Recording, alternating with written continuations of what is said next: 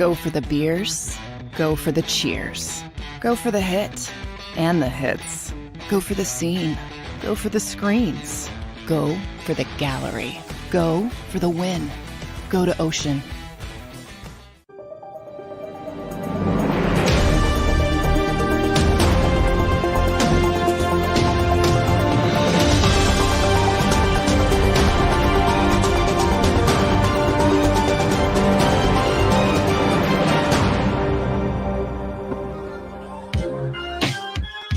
What's up, Tuesday? How we doing, everybody? What's up? Yeah, there's Barrett. There's Derek. My people. The gang is all here hanging out with you. Sports Dig, JAKIB Sports YouTube channel. Thanks for hanging out with us, guys. We appreciate all of you. I see Steve. I see Tyler. I see Niners. I see Chris. I see John. I see T. Fortuna, the captain. I see Jason. I see SJ, M. Reyes, Jeremy, William, Duck. What up at all? How we doing? Everybody good? You guys good? What's going on? Uh-oh. That's a sigh, man. That's not good. What's happening? Dude, you see the weather outside. The past 2 days have been amazing. Yes. Amazing. A little windy, but I love the sunshine. I No can't question. complain. No question. I cannot complain. Except my wife's got me on my wife has all these speaking engagements she has this week. So I'm back on I need you to go to UPS store and I need you to send this back. And when you come home, I need you to take care of this. And can you do this? I'm like, hey, D gonna get paid for his service. She goes, I made you a fabulous meal last night. Last night was our anniversary. And because we had the grandkids, we didn't get to go out. We're going to do it later in the week, hopefully. But she made her famous linguine and shrimp with garlic and butter. Oh my goodness. I don't care if I ever go out to a restaurant again. Oh my goodness. And then the piranhas, which are my kids and grandkids. I'm like, hey, none of you people bought into this stuff. Hold on, back up. And then my wife, being my wife, she pulls out an extra bag of shrimp and she makes enough for everybody to have for dinner this evening. So that's what she does. There we go. All right. Nice full bellies, man. You got to like that. Barrett, so you're saying you're itching because it's so nice you don't want to be inside. You want to be out. Is that what we're to understand here? You're muted. You're muted, dude. I should be able to do the show from outside, bro. I mean, I am going to. I am. Do it. Go out on your deck. I'm going to wait till like April or May, though. It's noise out there, bro. Noise. I got dogs. Dogs will piss me off, be barking and stuff. I don't know what's going on next door to me. There's like, I think he might be putting in a pool. But I'm not kidding. There's a concrete, they're excavating and they're pouring concrete in the backyard. So I'm guessing it's either that or I don't know what's going on. They didn't get your clearance, man. How messed up is that, bro? It is loud too, man. I hope you guys can't hear any of it, but it's loud. No, can't. I didn't hear any. Until right, you said that, I didn't hear anything. But I'll tell you what, I'm getting my money's worth out of this new expanded deck I had put in last fall. So you will be seeing me out on the deck. The only thing is I have to worry about the angle of the sun because you know how that goes. Yes. But there's two things I have to worry about: the angle of the sun, number one, and number two, my daughter's 75-pound gazelle, because she shoots out the back door and they let her out. She'll jump right in my lap. So I got to tell my daughter, keep the leash on her till you get her down the stairs and put the gate over there so she cannot. We put a gate across the stairs so the kids can't get down the stairs as well. So make sure you close that gate behind her so she can't get back up the steps and jump in my lap while I'm on the show. Of course, that might be more entertaining than anything we have to say. So. Big old beast jumping up on your lap. That'd actually be pretty. I kind of want to see that actually. Right. I find that pretty entertaining. Off, knock the mic down, the camera, and all that good stuff. I'm sure Xander would be thrilled. Yeah. Mr. Rudy Poo, we're gonna get into that too. We're gonna dive into that too. Who's it? CJ. Everybody wants CJ. All right, so why don't we start? The franchise / transition tag deadline is 4 p.m. So I'm not going to give you a countdown, Derek. I'll spare you, but we are. No. I'll tell him out. Tell him out. I want to hear the countdown. I'll give it to you. 3 hours, 54 minutes, and about 30 seconds. There you go. Okay. All right. That's the Rob Ellis I know. All right. Welcome. That is just all right. So we're close, but a couple things we're hearing. Number one, Jeff McClain, Philadelphia Inquirer, Eagles beat reporter, who we've had on the show many times, is reporting that they will not. Again, this isn't official, but this is what Jeff's reporting, and I trust his reporting. He says they will not tag anybody which anybody, I think you guys tell me if I'm missing somebody here, but CJ, GJ, Hargrave were the most likely. Maybe Bradbury. I didn't think that was happening considering what corners make. But he doesn't think they're going to tag anybody, which would very much be in step with what the Eagles have done lately. They don't like doing that. It's not something they want to do. Now, you keep in mind, you can use it almost as a protection for yourself. You could tag somebody and negotiate with them. So you can do that. But it looks like the Eagles may not be doing. That's funny, John. I agree with John. I saw that. I like that one. Yeah, that'll happen, John. I think so. Suppose. But no, so not surprising, really, guys, which means I think they're pretty likely to be walking out the door. Bradbury, Hargrave, and CJ, GJ, if that's the case. Well, as I told you guys before, and I'll say it again, it is a priority to keep CJ here, but it takes two to tango. Now that you have all these changes on defense, who's to say CJ wants to stay here now? Right. With the uncertainty of our defense. Yeah. You know what I'm saying? There's no guarantee. It takes two to tango in this situation. And, and I agree with you. We got to do, people are saying, there's no way they let CJ walk out their door. There's no way. You know what? There is a way. There is a way CJ walks out that door. There is a way CJ doesn't return here. If I'm his representation, what if he doesn't know a lot about this side? What if he's talked to his boys and some of the things that come back are more negative than positive about the side? That's a business decision he has to make. So as much as we want to see him stay here, you know what I'm saying? And Barrett, 1,700 players, that's a small fraternity. Everybody knows everybody in the NFL. And best believe they're talking to each other too. You better believe it.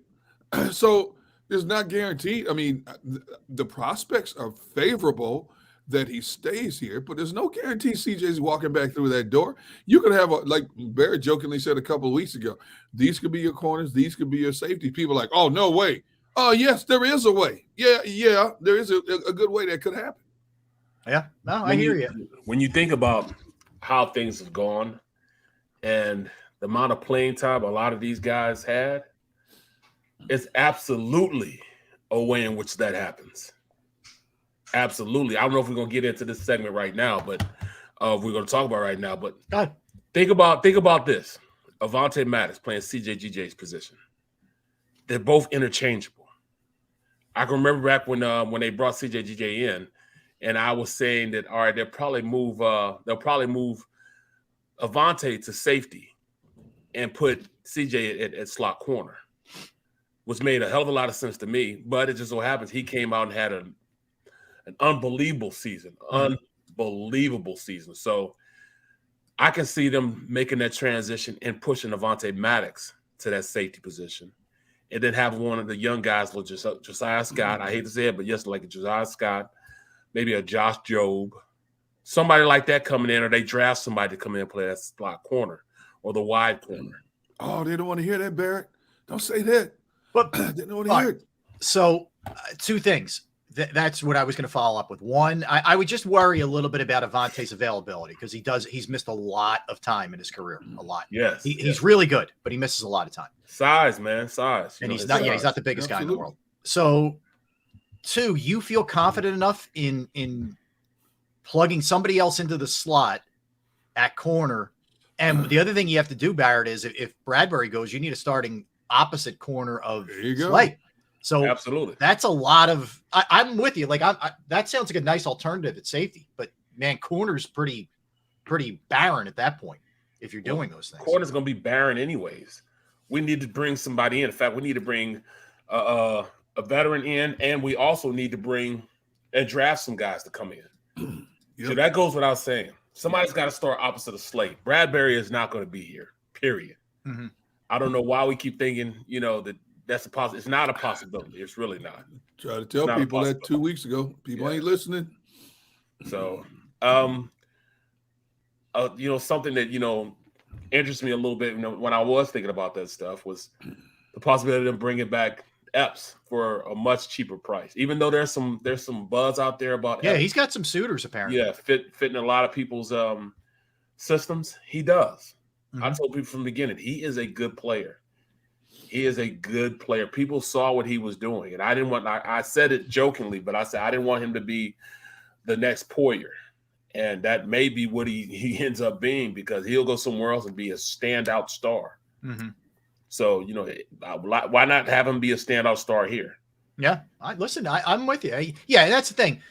You're not going to, excuse me, have to give him crazy Bradbury money, crazy CJGJ money. You'll have to bump him from what he was probably making, close to the league minimum, if not, not much, right? Right. But you could. That's doable. Like, I think he's doable. I think TJ Edwards is doable. I think those guys are doable. It's the upper echelon, your heavy hitter guys that I think are going to be hard to frankly bring back. You know what? Just guys, look at the money. Like, for example, Geno Smith, and good for Geno, man. I mean, awesome. Got 3 years, $105 million. He made 3.5 last year. That's more money he's made his whole career. Yeah, he's making 52. He'll make 52 in 2023. 52. So if Geno's getting 52, you know where I'm going with this. What's Jalen going to get? Exactly. It's going to be hard. It's going to be hard to bring any of these guys back, man. I know people aren't happy about it. I see it in the chat. I get it. You hate losing good players. It hurts. This was a really rare year. And we talked about it a lot during the season. Like, hey, this doesn't happen very often, if ever. And now you're starting to see it may not happen again, period. Well, Mr. Rudy Poo, it doesn't matter what we think. It doesn't matter. It's what they think.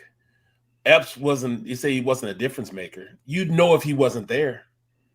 And that's what a difference maker is. You would know if Marcus Epps was not in the huddle. And that's what you need to. It's not, Epps is not a, guy that he brings consistency. You were able to have a guy like Reed Blankenship out there playing because you had a Marcus Epps playing beside him. Mm-hmm. Blankenship was ready to play at a high level because Epps played at a high level. Reed, it was one, scratch the other guy's back. He was able to do that stuff because Epps made it so he can do that stuff. So it's not necessarily the statistical stuff that you see that make him a good player. A lot of the times, the stuff you don't see that makes him a good player. You know what I'm saying? The plays you didn't see him make that took somebody else made, and it took that out of him because somebody else was making it because of him. Yeah, yeah. Look, I think the natural fear is you're losing playmakers. You're losing Bradbury. You're losing CJGJ. You're losing guys who are playmakers, and that's a fear for people. This is also where, like we talk about, you have younger guys who have to step up for sure, and whoever you get in the draft, and I think it's going to be at least the first 2 picks are going to be defense, probably 3. They're all going to have to step in and play and be good. Like, not just step in and play because you drafted them where you drafted them, but step in and play and be good if you want to maintain something close to that level. Like the other thing is the hard reality, you're not going to be as good defensively, in my opinion. Exactly. The hard reality is we got good players that are going to be gone. And I hate it. I hope CJGJ is here. I want him here. He is a difference maker. He made things happen. He plays at a high level. And he's bigger than Avonte Maddox. Mm-hmm. He's like 2 inches bigger than Avonte Maddox. Outweighs him by about 10 pounds. He's a more bigger physical presence than Avonte Maddox at the safety position. Mm-hmm. But it's not just us that sees that. Right. There's 31 other teams in the league that see what we are seeing. His ability is out there, and that's why it's going to be hard to sign a guy like him. I don't know why they're not going to franchise tag him. I would franchise tag him. Maybe he can't get a deal done. Maybe he doesn't want to be here. Maybe that's the reason why. It could, yeah. We don't know that he and his agent didn't push back on that, and then it becomes a nightmare. We're not going to be able to re-sign. There's just stuff we're not privy to that you don't know behind the scenes. One of the reasons he was unhappy with his contract situation in New Orleans, and that's why he, let's be real, sort of forced his way out of there. He just did. Yeah, so I think it's going to be interesting to see what ends up happening here. But I think so. Rob, you're right, man. I mean, we don't know what's happening behind the scenes. He shot that little little text out. So that tweet out. So I think it's kind of obvious he's not going to the Cardinals. CJGJ did. I didn't. What did he? Remember when he talked about Gannon? When he ripped Gannon. Oh, you didn't put us in the position to make plays. Yeah. So I mean, I don't think he's going to the Cardinals. Chad saying he might go to the Cardinals. I don't think he's going. He's not going to the Cardinals. Right. That's yeah. he kind of messed that up. I don't see that one happening. Right. That's for sure. The other interesting thing is Denard Wilson has landed a job. It didn't take long, but he was hired as a defensive backs coach with the Ravens, and he's a Maryland guy. He went to the University of Maryland. That's a real nice move by Harbaugh, man. That's a good pickup for them. Very good pickup. Baltimore is very good at finding defensive coaches. If you look at their history, from the coordinators to position coaches, they have been very good through the years in identifying a certain type of coach, mindset, mentor to drop into their defensive scheme. And there was no question Denard Wilson is a good coach. Unfortunately, things unraveled here, but that happens across the board in the National Football League. The fact that Harbaugh and his staff jumped on him real quick tells you what they think of him. And obviously, Baltimore is a team that has some good defensive personnel. So this move might help Denard accelerate, even though he's going as a DB coach, it might help him accelerate the process of becoming a defensive coordinator somewhere, or possibly getting a shot at a head coach. I mean, you look at John Harbaugh's road to success, from special teams to a DB coach, and boom, next thing you know, he's a head coach in Baltimore, and he's been there for what, 12, 13 years now. Yeah, right on, Derek. You're right about that. Here's where this sets up to be a little tricky, I think, for Gannon. I think we're all in agreement the defense maybe takes a bit of a step back this year, especially if you're getting beat in the air. They're not necessarily going to look at the fact that you possibly lost CJ, GJ, or Bradbury or whatever. They're going to look at everything, including Denard Wilson not being back as a defensive backs coach. You know what I mean? Like, there hasn't really been any. Yes. It's been a great honeymoon, rightfully so, for Nick Sirianni. But this is where it gets a little sketchy too. If there was a conflict, if Denard Wilson wanted to come back, if Sirianni said, "See ya, there's the door," this is where we get a little tension here. If that, happens. I mean, he's going to have to do a little more coaching. Also, he might have to walk down to that side of the bench and see what's going on, what calls are being called. He didn't have that. He didn't have to do that when Gannon was there. Gannon pretty much tied all that together. But now he's going to, Desai just starting out. They really don't know who Desai is at this point. They interviewed him. Desai doesn't know what he wants to do and wants a call right now. So we'll see. We're saying it's a 3-4. Maybe he does run that hybrid 3-4-4-3 system or 50 system, where he has, Navajo defense when you cover the center and both guards up and have, linebacker S type of players on the outside. Maybe they run that, but there's got to be some changes on personnel, number one, and his ability to coach, number two. I mean, I think they're going to have to learn a whole new set of terminology when he comes into the building. Things are going to be called differently. Coaches got to get used to coaches. Desai has to get used to those guys that he's going to be calling plays with. I mean, this is going to be at least a month into the season. We need to. We're going to have to. This is not a specialty of any of ours, including me, but we're going to have a little patience with this defense. Like, the offense to me should hit the ground running. Patience? I know. Wait a minute. Let me think about that for a second. Rob Ellis and patience. Words never used in the same sentence. It's like grease and water. They just don't I'll mix. take words never used in the same sentence, Alex, for 500. Yeah. Here's another thing too. In the aftermath of the Eagles season, a number of defensive players publicly voiced their support for Denard Wilson. How many of those players talked to Wilson? Hey man, what happened? Do you think Denard talked favorably about what he left behind here and how he felt? That could weigh heavily into players deciding whether or not they want to come back here or not as well. See, there's so many little nuances that could go into this thing. Now, obviously, players say, "I want to get paid." Yeah, but you know what? When you lose a whole defensive staff, the first thing I'm thinking is, I got to find out information about the new guy. I got to find out information about this new position coach that I'm going to be coached under. Yeah, what does it mean for me? What does it mean for me? Yes. It's only human nature. Anybody does that when a new boss takes over. What does this mean for me? That's like when I had to really sit down and struggle with the fact of in deciding, do I really want to do a show 5 days a week with Rob Ellis and Barrett Brooks? There was an inner struggle. There was a good angel and a bad angel on my shoulder. The struggle was real. Yeah. It took a good week for me to come to the realization that I can make this work with these gentlemen. We all make mistakes, Derek.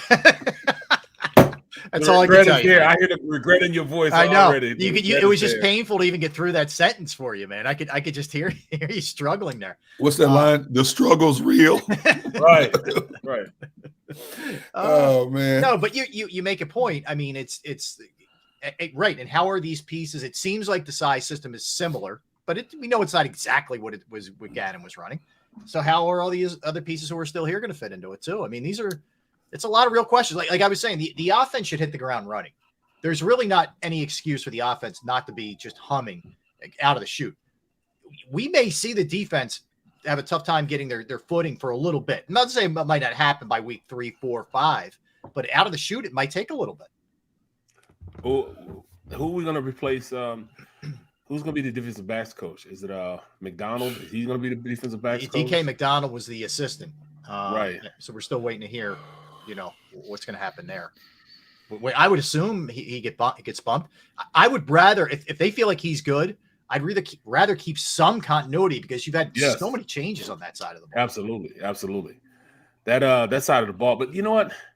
I'm looking at bro. They got a lot of coaches in their coaching staff, bro. I mean, this is crazy. I'm looking at how many defensive assistants and guys in these titles that they have.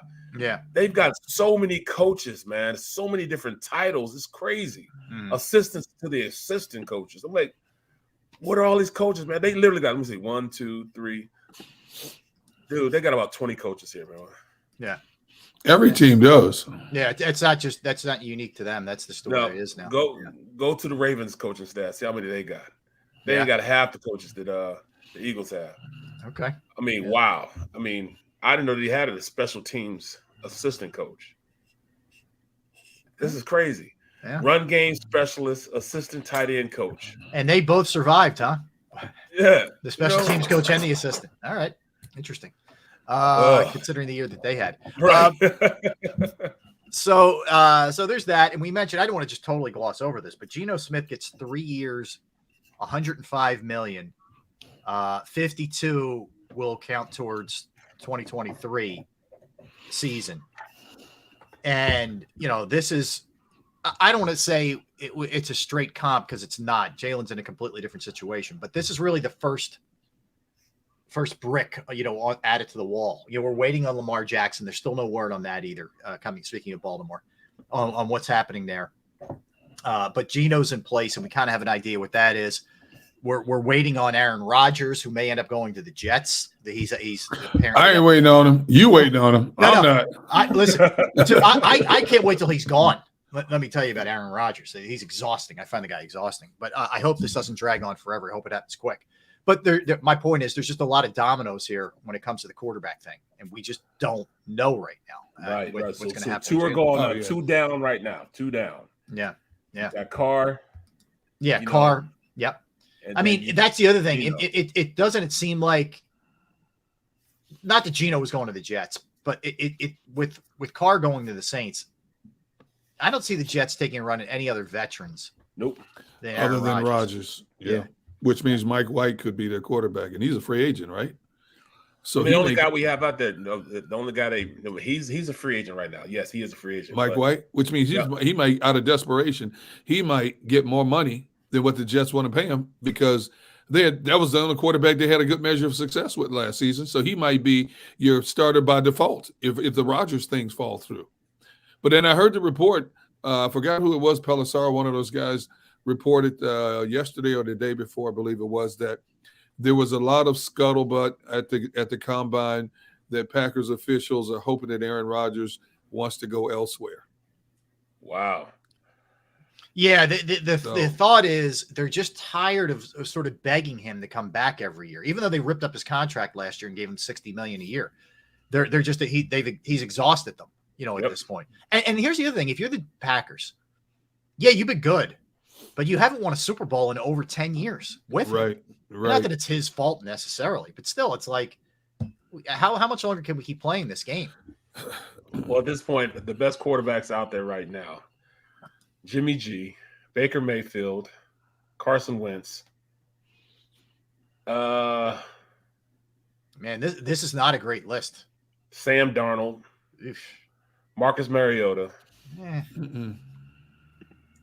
After that, Andy Dalton. Yeah, that's not great, man. No, like if I'm no. the Jets and I do feel like legitimately I'm close. Well, look how many guys that were Jets that are out there right now. All right. There's a lot of guys. Joe Flacco. Darnold. Sam Darnold. Mike White. Come on, man. That's a lot of guys that have been through that locker room that didn't do anything for them in that locker room. So. Yeah. Well, the other thing is he's still on the roster. Who's on the roster? Zach Wilson, I'm saying. Oh, yeah. I'm guessing he's going to be the number 2. Like, I don't – if they go after Rodgers, it's a lock. Mike White's gone. Mike White could be a nice backup somewhere. I don't hate Mike White as a backup. I don't either. Well, he's a free agent, so. Yeah. You know who's going to get a lot of looks is Jacoby Brissett. Yes. He would make sense here. He's probably the best of the lot. When you look at it, I'm looking at all these free agent quarterbacks on over the cap. And Lamar Jackson's on that list. Daniel Jones still on the list. Daniel Jones ain't going anywhere. Mayfield. But when you stack up Jacoby Brissett against Baker Mayfield, Marcus Mariota, Sam Darnold, the only premier free agent is Garoppolo right now, sitting out there. He's the only one. Everybody else. I like Brissett. I thought he played well for the Browns in a really tough situation. Yes. Watson took over. Yes. Bro, I'm just trying to think about what the heck are the Ravens doing?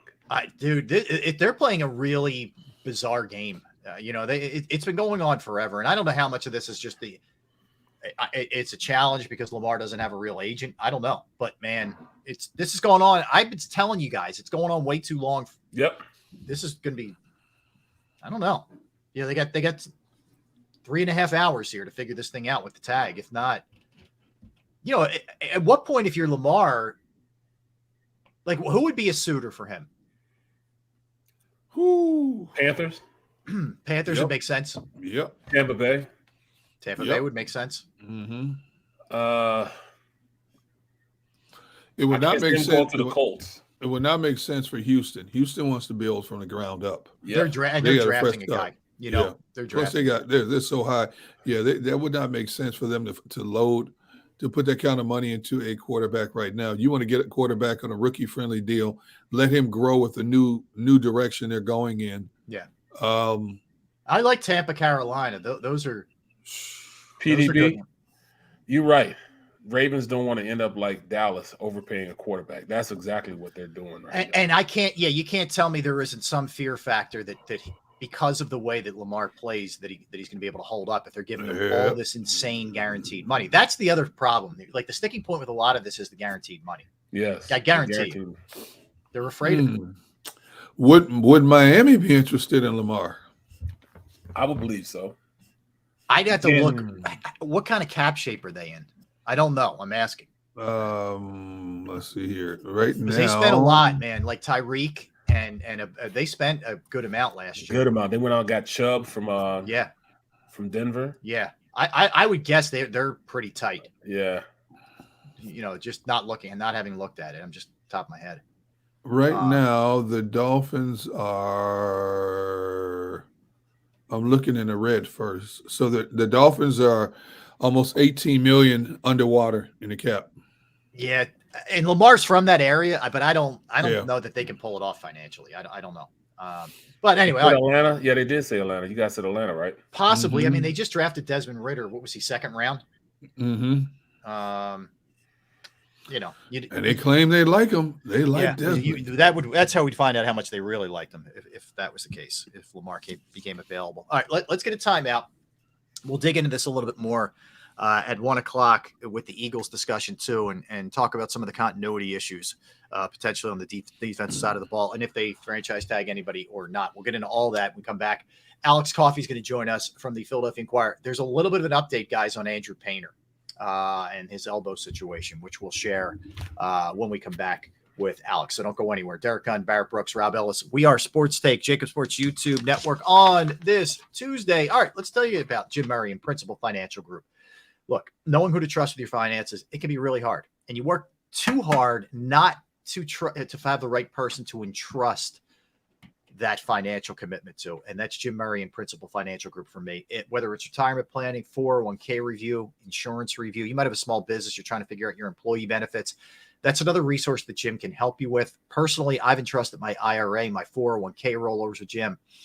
I couldn't be any happier. The other thing I love is if I have a question about anything, he is available all the time to answer it. Give him a call, 610-996-4751, 610-996-4751, or you could email him as well, Murray, murray.jim@principal.com. That's murray.jim@principal.com.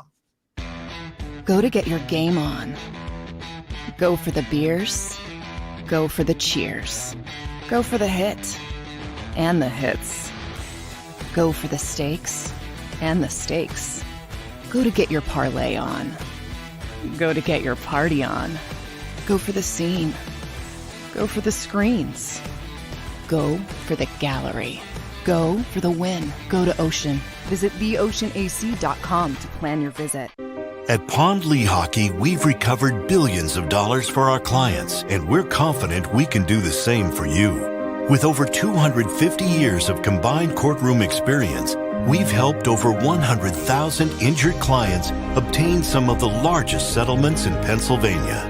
One conversation is all it takes to help you and your family get back on track. If you've been injured in an accident, give Pond Lehocky a call. Hi everybody, my name's Jason Lombardi. I'm an inspector at DryTech. At DryTech we offer three major services, the first one being basement waterproofing. The second service we offer is foundation and structural repairs. And then the third service that we offer is mold remediation. If you feel you are having a waterproofing issue, give DryTech a call or check us out online.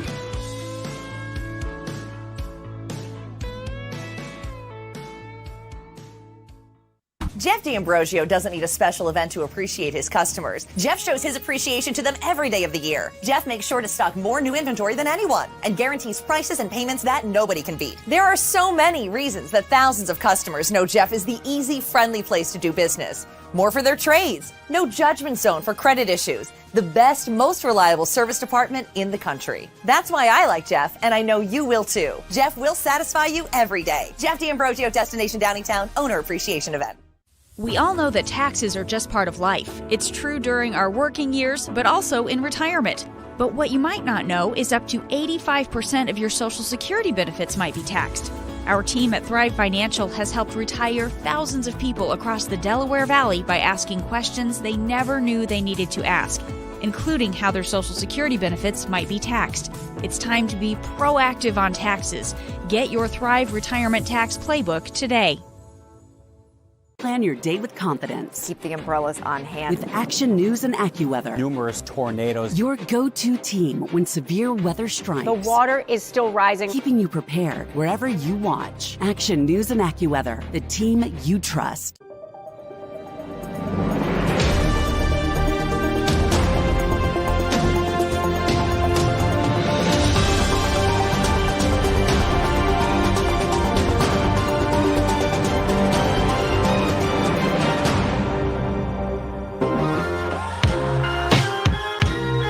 Happy Tuesday, everybody. Thanks for hanging out with us. We are Sports Take, JAKIB Sports YouTube Network. Rob Ellis, Derek Gunn, and Barrett Brooks.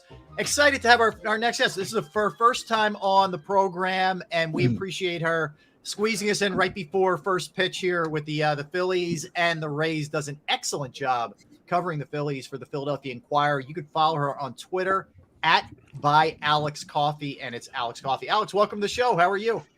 Good. How are you guys doing? Welcome. Welcome to the show. Yeah, we're thrilled to have you. I need your reporter hat on. I need you to parse this. I need you to parse this because I just read your tweet, okay, moments ago, right before you came on with us. In an update, I don't know if you want to call it an update. It's something, I guess, from regarding Andrew Painter. So your tweet is, and there's a picture of his gigantic frame standing there talking to everybody.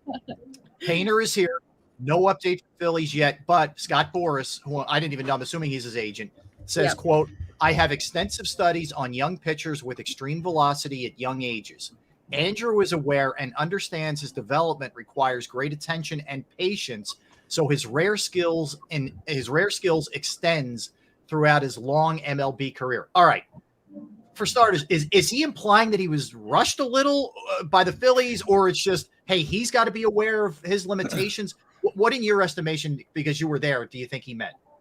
Yeah. So, Boris, I mean, obviously that's kind of a word salad over there. So, just parsing it, I think what jumps out to me is just this emphasis on patience and not wanting to, put a guy in a situation where he's going to injure himself and do long-term damage in his career. So we still don't know exactly what the diagnosis is on our side. Obviously, Boris and the Phillies probably know at this point.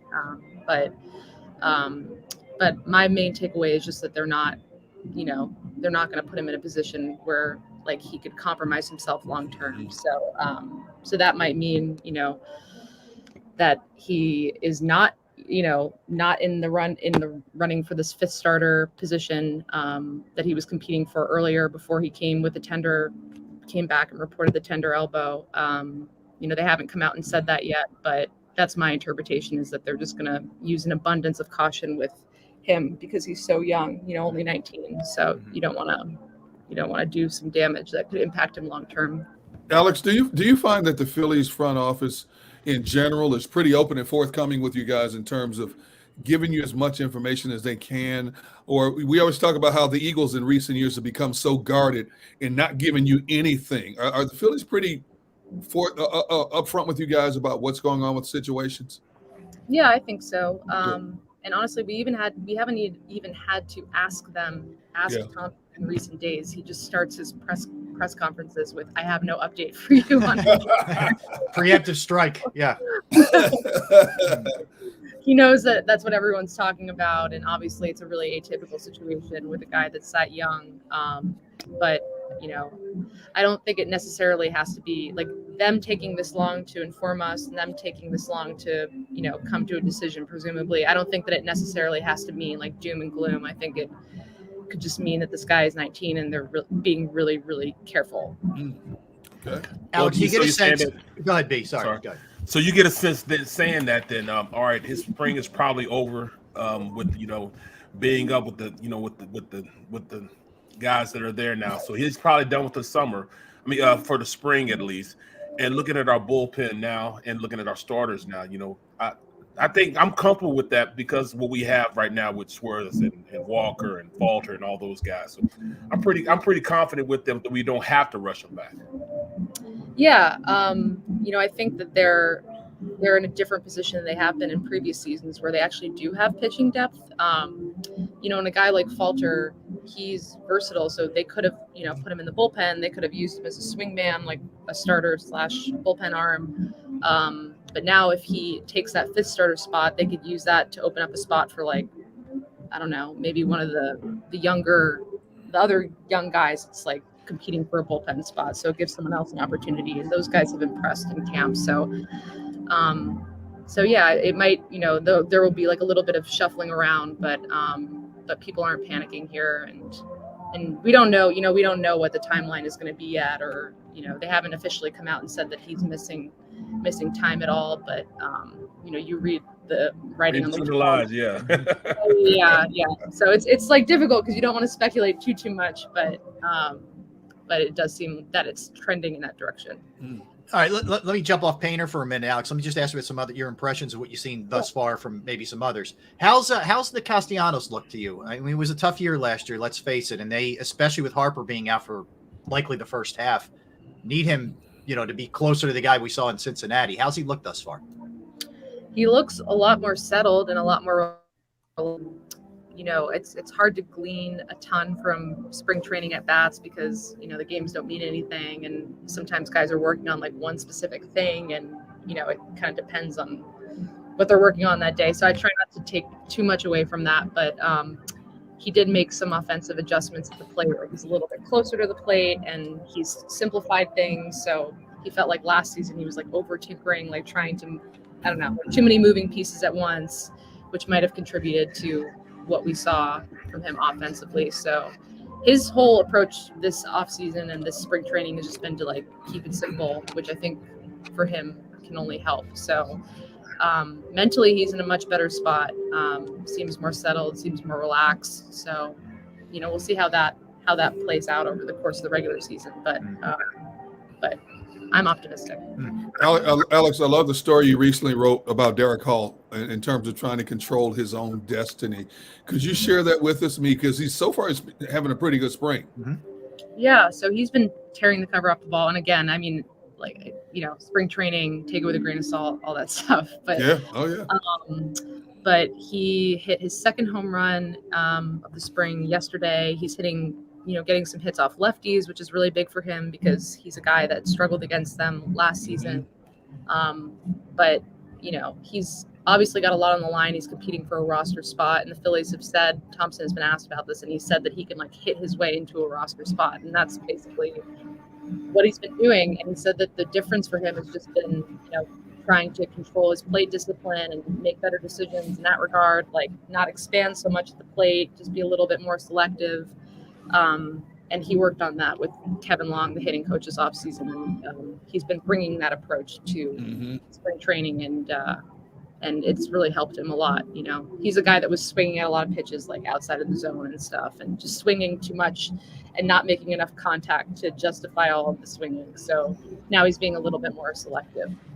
That kind of helps him out. That kind of helps him out as far as DHing, and especially with Alec Baum and kind of putting himself as the third base right now.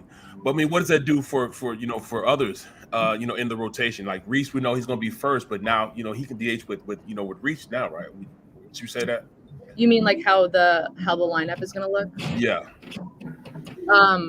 So like who's going to hit where, or I'm just trying to understand the question. No, just as far as him being an everyday player. I mean, I know he's not going to be an everyday player. You got Reese there, you got Baum. Those guys are probably at the first base position. Yeah. Can he go anywhere else? He's just a first baseman. Yeah, they've been giving him some reps out in the outfield and center field. I don't know if that's like realistic or not, given his build. He's not like the quickest in center, Alex, not at the corners. Yeah, they've wow. been out there with Paco Figueroa, the first base coach, outfield guy. Oh my God, getting jumped to the wall and stuff like that. So I think first base would be a more natural position for him, but. Right. But clearly they're trying out different things. They're trying to make him a little bit more versatile. So we'll see how that pans out. But I guess like first base DH would be the most natural spot for him. But it does seem like the Phillies are open to like shuffling through that position, shuffling through DH. There's not going to be like one guy that's just the designated DH. It's going to be like Hoskins or Bohm or even if you could like take Schwarber, Castellanos and fill them in with like a backup outfielder, it seems like they're going to cobble together that position, for lack of a better word. All right. And one guy who might be a candidate for maybe that first base spot occasionally would be Bohm, but for now he's playing third. He's playing it pretty well, actually. He made a real nice pick the other day and had a good postseason in the field. But Alex, he looks amazing at the plate. He hit another one yesterday. We know he's bulked up. He looks like he's a lot stronger than he was last year too. It just feels like he's poised for a really nice season. You get that same sense? Yeah, he's lifting the ball more. The interesting thing with him is that he says he's not doing anything differently. He just sees it as like the natural progression of him as a player and feeling more comfortable. And if you think about where he was this time last year, he was fighting for a roster spot. I mean, it wasn't guaranteed. It was between him and Stott. They were fighting for the same spot, and now they both have guaranteed spots, and there's just a little bit more peace of mind. So I think that contributes too. He just seems more comfortable and more confident, and but he says that he's really not trying to lift the ball or pull the ball or anything like that. But yeah, the results have been really good. So I have to think that some of it has to do with him adding all that muscle in the off season. He said it was like 10 to 15 pounds of muscle or something like that. He also said he wasn't trying to do that. I don't know how you like accidentally gain 10 or 15 pounds of muscle, but would love to know. God knows I've never done it. I can gain 10 to 15. It just won't be muscle. I would love to know how to do that. But yeah, I guess it helps to be 24 or whatever he is. Right. Hey, Alex, question for you. We got to have it. Our weekly update on Bryce Harper. It's like a musician tour when it comes to Bryce Harper. Everybody wants to know where he is, what he's doing, what he's not doing. So please give us the weekly update on Harper. So he gets here on Wednesday night, so tomorrow night, and he's going to get his physical in Clearwater on Thursday. And the latest we heard was that he's taking dry swings, which means he's taking swings without like making contact with the baseball. But the Phillies say they're going to get a better sense of like where he's at physically once they can do a full physical and just like assess what he's able to handle workload wise. But he'll continue his rehab from Clearwater starting on Thursday. Okay. Alex, give us an under the rate, maybe a guy like we all expect big things out of Trey Turner, but who has impressed you? Maybe Kingery. I don't know. Someone who's kind of caught your eye. Does he even make the squad this year? I don't think so, but he's having a good spring, right, Alex? Yeah, Kingery's having a great spring. Again, grain of salt, all that stuff. Like, you know, it's always hard to write about him and talk about him just because people have seen like glimpses of, you know, they've had like glimpses of hope and then it doesn't work out. And but he did change his stance this offseason. He's like crouching a little bit more, almost as if he's like about to field a ground ball. Like he's getting really into his legs, and he's, you know, has like a little hitting streak going. He's like 4-game hitting streak. I think he's batting somewhere in like the 350 range over 6 spring training games. So that's pretty good. But yeah, he's in the last year of his contract right now. So I don't think they obviously like his defensive versatility. It's just a matter of whether or not he can figure stuff out at the plate. So I don't think that there's much to lose from the Phillies end and taking a good look at him. But yeah, he's looked really, really solid so far. Hey, Alex, let's go back to before Christmas. You dropped this story on Andrew Bellotti, and I read the story twice, and I'm like, wow. And for the people that have not had a chance to read the story, can you enlighten us in terms of what he went through in 2010 and how he reached out to a family member? I'm sitting there going, for a young man to go through that, number one, is traumatizing, especially on both ends. He affects not only himself and his family, but another family as well. But the bond that has been generated between the two entities. Yeah, it's unlike any story I've ever written or reported, because I was weirdly kind of a character in the story because they were communicating through me, which is weird. But basically, in 2010, Bellotti, when he was 18, he got in this horrific car accident, and it was raining, and he was coming down a hill, and he just lost control of his car. He acknowledges that he probably was driving a little bit faster than he should have, but it wasn't like he was under the influence of anything, or, you know, was completely sober, wasn't under the influence of anything, drugs, alcohol, nothing. And he collided with a car and ended up being a fatal crash. It killed the driver of the car. And Bellotti ended up, this was like at the beginning of his baseball career, and he ended up going to jail and serving around 8 months, I think, of jail time for this. And because, I have no sense of, for someone that watches a lot of Law and Order, I have no sense of like how this stuff works. But he told me that they put him in like solitary confinement for the first 2 months of his jail. Jeez.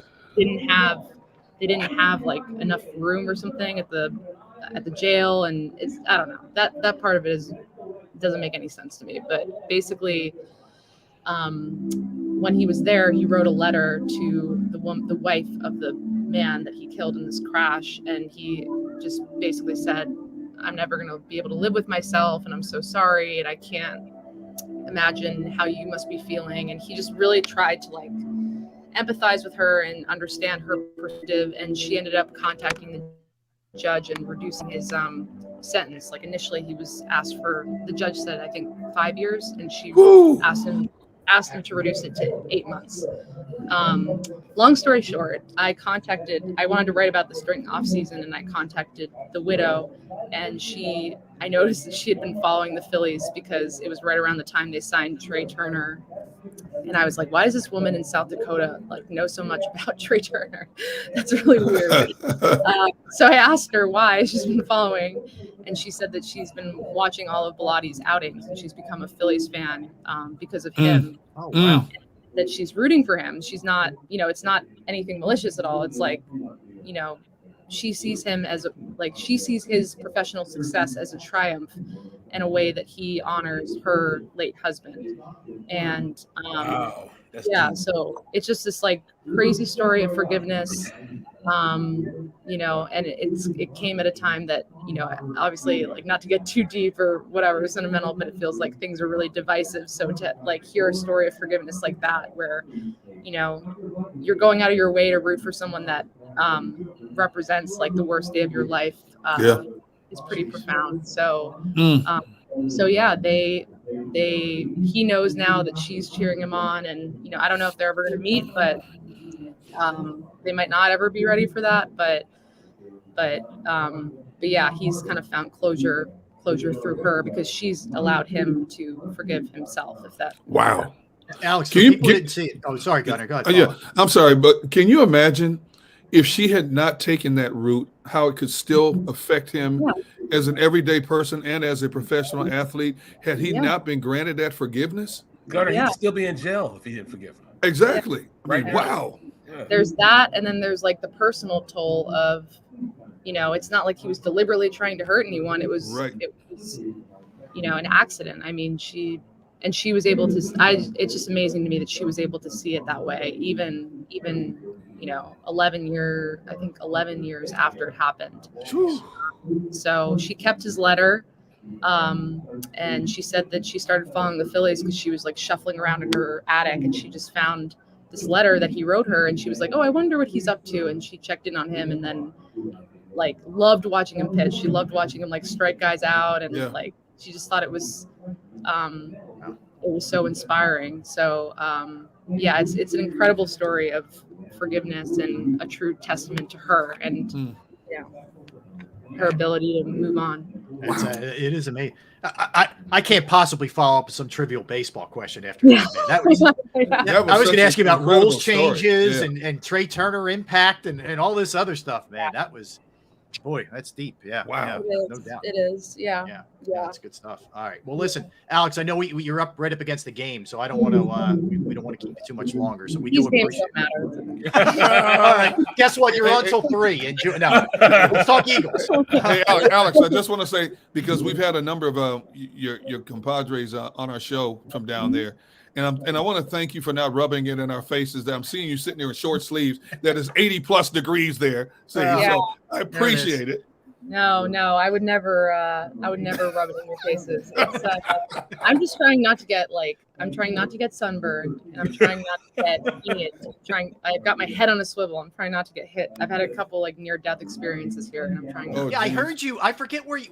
Maybe you were on WIP. I forget where you were. And I talked to Glenn and Mike about this. Yeah, you almost got drilled, right? There was. I was standing in a parking lot, and I should not have been doing that because the windshields of cars always get hit by these baseballs all the time. So I don't know why I thought that was a safe place, but I think I was like, oh, this is quiet.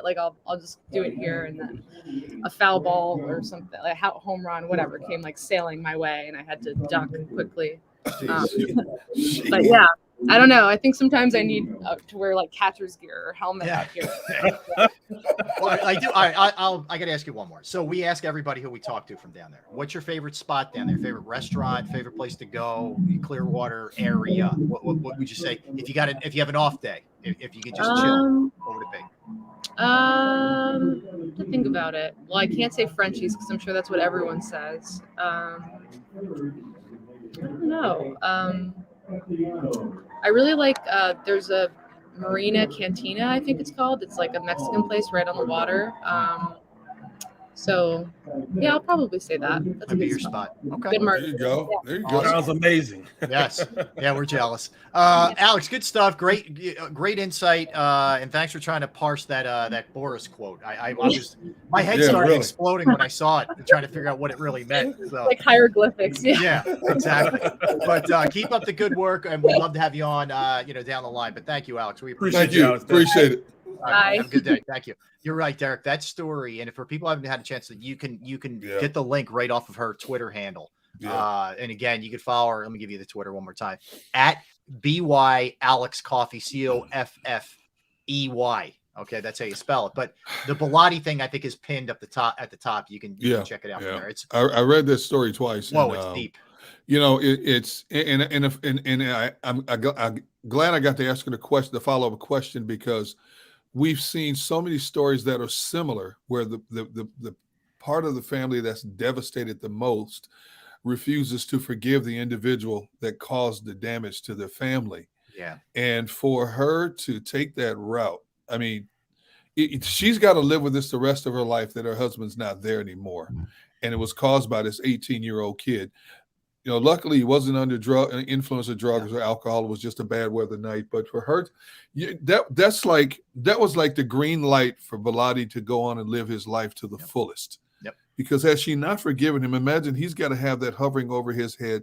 And you don't know how much it's going to affect him the rest of his life. But he's basically been granted carte blanche to go forward. She understood that it was not intentional. You were not under the influence of anything. It happened, you know. And I was like, wow, what a great story. Great job she did in terms of putting that story together. Yeah, really good reporting there. All right, let's get a timeout, and we come back, guys. We'll dig back into the Eagles and all things birds and their situation. We'll continue to update you if we're hearing anything, regarding the franchise tag situation for any team. We will pass that along as well. So don't go anywhere. That's Barrett. That's Derek. I'm Rob, hanging out with you on this Tuesday. We are Sports Take, JAKIB Sports YouTube channel. Let me tell you about Pro Action Restoration. Pro Action Restoration is the place that you reach out to if your home, your business, a property you own has gone through the inconvenience, the pain, the anguish of water, fire, smoke, mold damage, whatever the case may be. Pro Action Restoration is on call 24 hours, 7 days a week to assist. That's key. There are a lot of places you might call at night. You might call on the weekends, on a holiday, later in the afternoon. You're not going to get a hold of them. I can tell you from personal experience, I called Pro Action on a Saturday, and they were right out to my parents' house, and they cleaned it up. It was just unbelievable and a big relief. That's for sure. They are licensed, bonded, fully insured. They've been serving the tri-state area for more than 2 decades. Pro Action will work in conjunction with your insurance company. So again, it could be water, it could be fire, it could be smoke damage, mold remediation, you name it. They can handle it. Give them a call.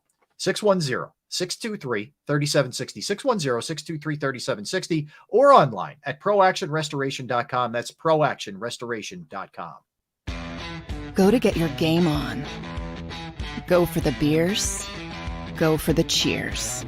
Go for the hit and the hits. Go for the stakes and the stakes. Go to get your parlay on. Go to get your party on. Go for the scene. Go for the screens. Go for the gallery. Go for the win. Go to Ocean. Visit theoceanac.com to plan your visit. At Pond Lehocky, we've recovered billions of dollars for our clients, and we're confident we can do the same for you. With over 250 years of combined courtroom experience, we've helped over 100,000 injured clients obtain some of the largest settlements in Pennsylvania. One conversation is all it takes to help you and your family get back on track. If you've been injured in an accident, give Pond Lehocky a call. Hi everybody, my name's Jason Lombardi. I'm an inspector at DryTech. At DryTech we offer 3 major services, the first one being basement waterproofing. The second service we offer is foundation and structural repairs. And then the third service that we offer is mold remediation. If you feel you are having a waterproofing issue, give DryTech a call or check us out online.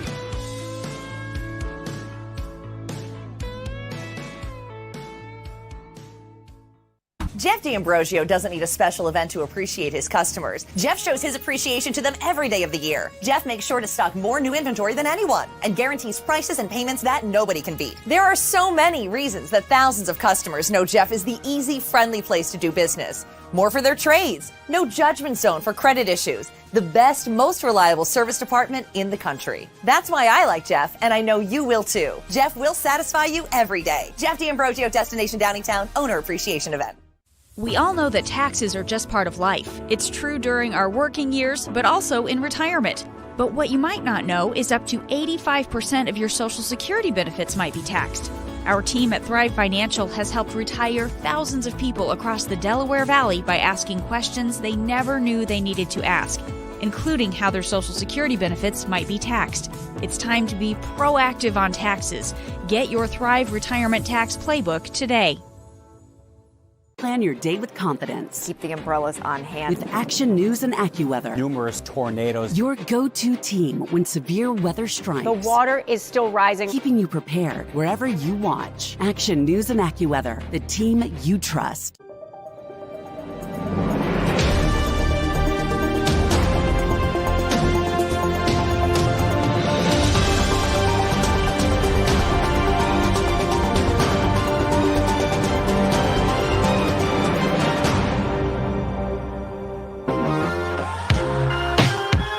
We're back.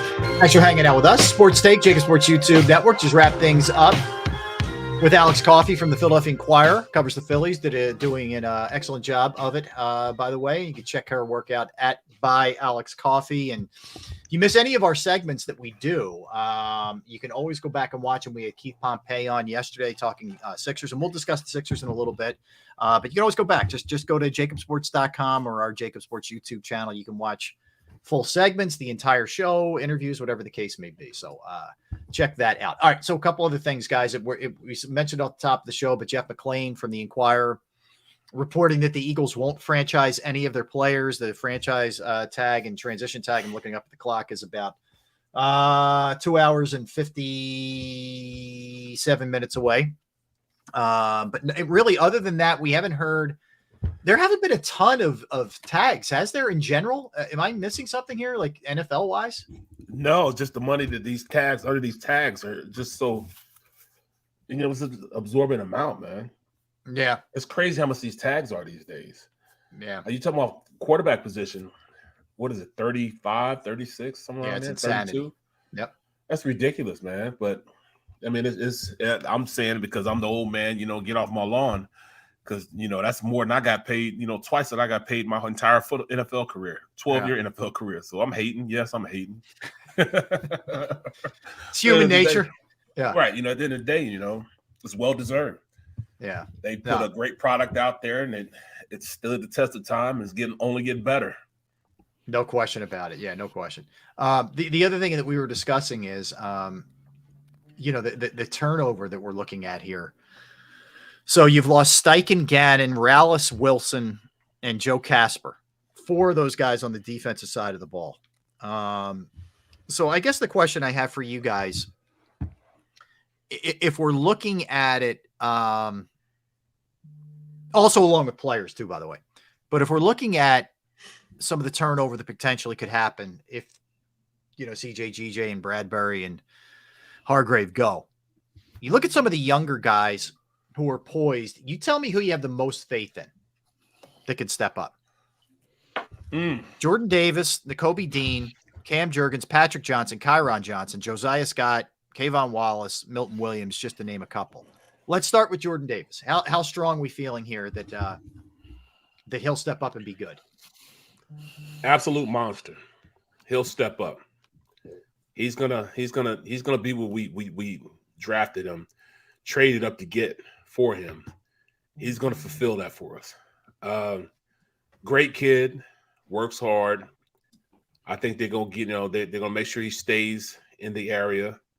That way he'll have the training table right there, help him out as far as his weight. He'll get down to pimp size and be ready to rock and roll. He'll be ready to play. He already has the, the talent, man. I mean, he ran a 4.740 at 3.4. That's crazy. Yep. I mean, come on, man. Just that alone shows he's explosive. I mean, yeah, he'll be good. How about I you, don't. Derek? You feeling it? I don't disagree with Barrett, but I have to put Jordan Davis in my category of wait and see. He lost a lot We're of not saying valuable wait time. and see. We're saying no. It was very distinct. He said Wait, either if you- they're going to you step haven't up or they're not going to step up. Hold up. Wait a Two minute. categories. Either going to So you're step saying up I have or to they're pick not gonna one or step the other? up. Yeah. I don't. I mean, well, you don't have. Rob, I mean, you're the judge and jury. no. Rob. I'm just looking to kind of get your take on each guy. If you we can hit certain guys you Now, think, see- hey, he's going to stand out. Whatever That you makes want. it too easy to trip, to step on he's the doing fence and it- ride the fence. You're worried about Derek riding the fence? Yeah, Rob, he's doing that to me because I do it to him all the time. So all the time. okay, okay. Mr. Brooks, since All you the wanna, time. since No, you want Derek, to that's try, not what I asked. What do you Okay. mean, Derek? I mean, no, Derek, that's not what I asked. Okay, Barrett, since you want to pull the D-Gun Jedi mind trick, I will play your game right now. So if you're going to make me pick either, I'm going to say that because the sky is still the limit for this young man, I expect him to step up 100% more than what he displayed in 2022. He had the luxury and the buffer of big money, proven veteran Pro Bowlers in front of him. He was surrounded by a wealth of D tackles. Well, that may not be the case moving forward, and he was drafted as high as he was for a reason. So therefore, I'm basing this on the Eagles scouting staff and everything that I read about from all the combine experts, that he has a potential to be the next great one. So I'm going to say, considering all things that I've read about him, heard about him, I say he makes that next significant step. Okay. You're going to say all that anyways. You're going to say all that anyways. But you would have wanted to sit back and say, but remember what I told you back in the day that I wasn't fully into it if he doesn't mess up. That's what you do. Well, yeah. Well, I have that. That's my right as a tuna. U.S. citizen, as a U.S. citizen, and having the right of freedom of speech. Yes, that's exactly what I would have said, Mr. Brooks. U.S. citizen. Huh? We're invoking citizenry. Okay. All right. Man. Okay. I am a fence guy on this one. Oh, Here's no offense. No offense. No, Barrett made me pick one or the other. You have to. I don't care if you are the judge, jury, and prosecutor. You have to take one side or the other. You're not pulling this fence stuff when I couldn't sit on a fence. All right. Here's what I'll say. If you had to put a Derek gun to my head, I would say I would lean more towards he's going to play well because I believe there's an unbelievable amount of ability there. So I would say that. What worries me, he didn't play a ton in college. He didn't play a ton last year, and he's going to be essentially thrown to the wolves this year. And there's that's not an excuse. There's no excuse. Like, you better be ready, dude, because it's time to put on your big boy pants. But I am a little leery that this guy hasn't been in every or close to every down counted on guy, and you're going to be asking a lot more of him. So that's my worry. But I think he's got crazy ability, and I think he's got a good attitude. By the way, I think when we first spoke last year when the Eagles drafted him, he talked about how he needed to get in better shape. He needed to be conditioned. He needed to be smart. I think he moved his mom in with him so he would, stay on the right path and all those kind of things. I like that. He wasn't one of these, I got it, I'm good, blah, blah, blah. He didn't gain a whole lot of weight either. He stayed around the same weight. Even after his injuries, he stayed around the same, which I was worried when he had the high ankle that he would come back, bulked up a little bit, but he didn't. Right. So I'm encouraged. Again, I would say more I'm a believer than I'm not a believer. That's there you go. See, that's not off the not fence. That hard. Got off the fence. That's not hard. I mean, that's got to be that way. Look at Bear strong arming us today. I usually do that to him. Man, I'm not comfortable in this position. I don't like this. Oh my God. But no, but this is, in all actuality, it should be a foregone conclusion. We should be saying already, yeah, this kid's gonna go out there and ball out because he showed the ability this year to go out there and ball out. Right. You should be saying that, but I the know. injury kind of slowed it up a little bit. Yeah. I'm not giving him that. He's got to go out there and ball. Mm-hmm. Yeah, I agree with you. Oh, there's no excuses. None. Nope. You were fortunate and you got to learn from really good players last year. Exactly. And dip your foot in the pool, but and all that. But now it's time. Let's cannonball in, man. Nakobe Dean. I'll start with you, Derek, on this one. He certainly a little bit undersized. We were worried about the injury that was reported draft night and all that kind of stuff. We saw him on special teams, and we saw him a little bit in non-competitive games that had become blowouts. And to his credit, he did some things on special teams. You a believer in him? Yes. I'm not worried about the size because we see so many undersized backers excelling in today's game. These linebackers have had to get lighter to keep up with these tight ends that run like wide receivers, to be able to take care of these running backs coming out of the backfield, and get to the back in a blaze of glory. He has all the attributes to do that. He just had to wait his turn. And I think him not playing as much, just like a Jordan Davis, is a valuable learning curve for him, making a transition from the college ranks to the pros. We see so many first-round picks at any position that struggle, at least for the first half of a season in the NFL, because the game is a lot faster, the competition is a lot stiffer. The players are bigger and stronger than they are. Even a weak team in the NFL can embarrass you. Whereas in the college ranks, when you play the Sisters of the Poor, it's gonna be like Custer's Last Stand. Okay, so I think he has all the attributes to do everything that's needed to be done. So I'm not worried about that. We saw him play that one game. What did he have? Like 5 big plays and 14 snaps or something like that. Yeah. I think that's a sample of what things are to come. And now that he has that full year to talk and listen to veterans, to learn it on his own. I always talk to players, and they say they learn so much more from teammates in a lot of cases than they do from coaches, because the teammates are the ones that are in the trenches, and they're facing these different types of moves and body types and speeds every week, more so than just studying it on the film. And so I think wealth of people to talk to for an entire season, and not have the onus put on his shoulders, I think it's going to make him a much better player. Was that okay, Mr.? That was actually was very that okay good in that regard? Yeah, you were very good with that. And I'm thinking Thank you, the sir. same I thing. appreciate it. I'm thinking the same thing with Nakobe Dean. One thing that he has, and you could tell, like you said, when those specific plays you're talking about, especially in the New Orleans game, he has those instincts. He has that read and react. He's only going to get better with, the more he plays in the NFL. The more you play, the more you see, the more you can adapt to what they're trying to do to you. And I could see him being a great player, reading and recognizing, getting to the ball and making plays. Size to me doesn't matter when it comes to him. I think he understands how to play the game. He's been that size his entire life, so he'll play the game at a high level. And he's been exposed to playing some great players while in college, so he's gonna have a higher football acumen than players, that hadn't played at that high level. He's played in the best game in college football against the best athletes. He comes here, gets an opportunity to play when he can, make some things happen.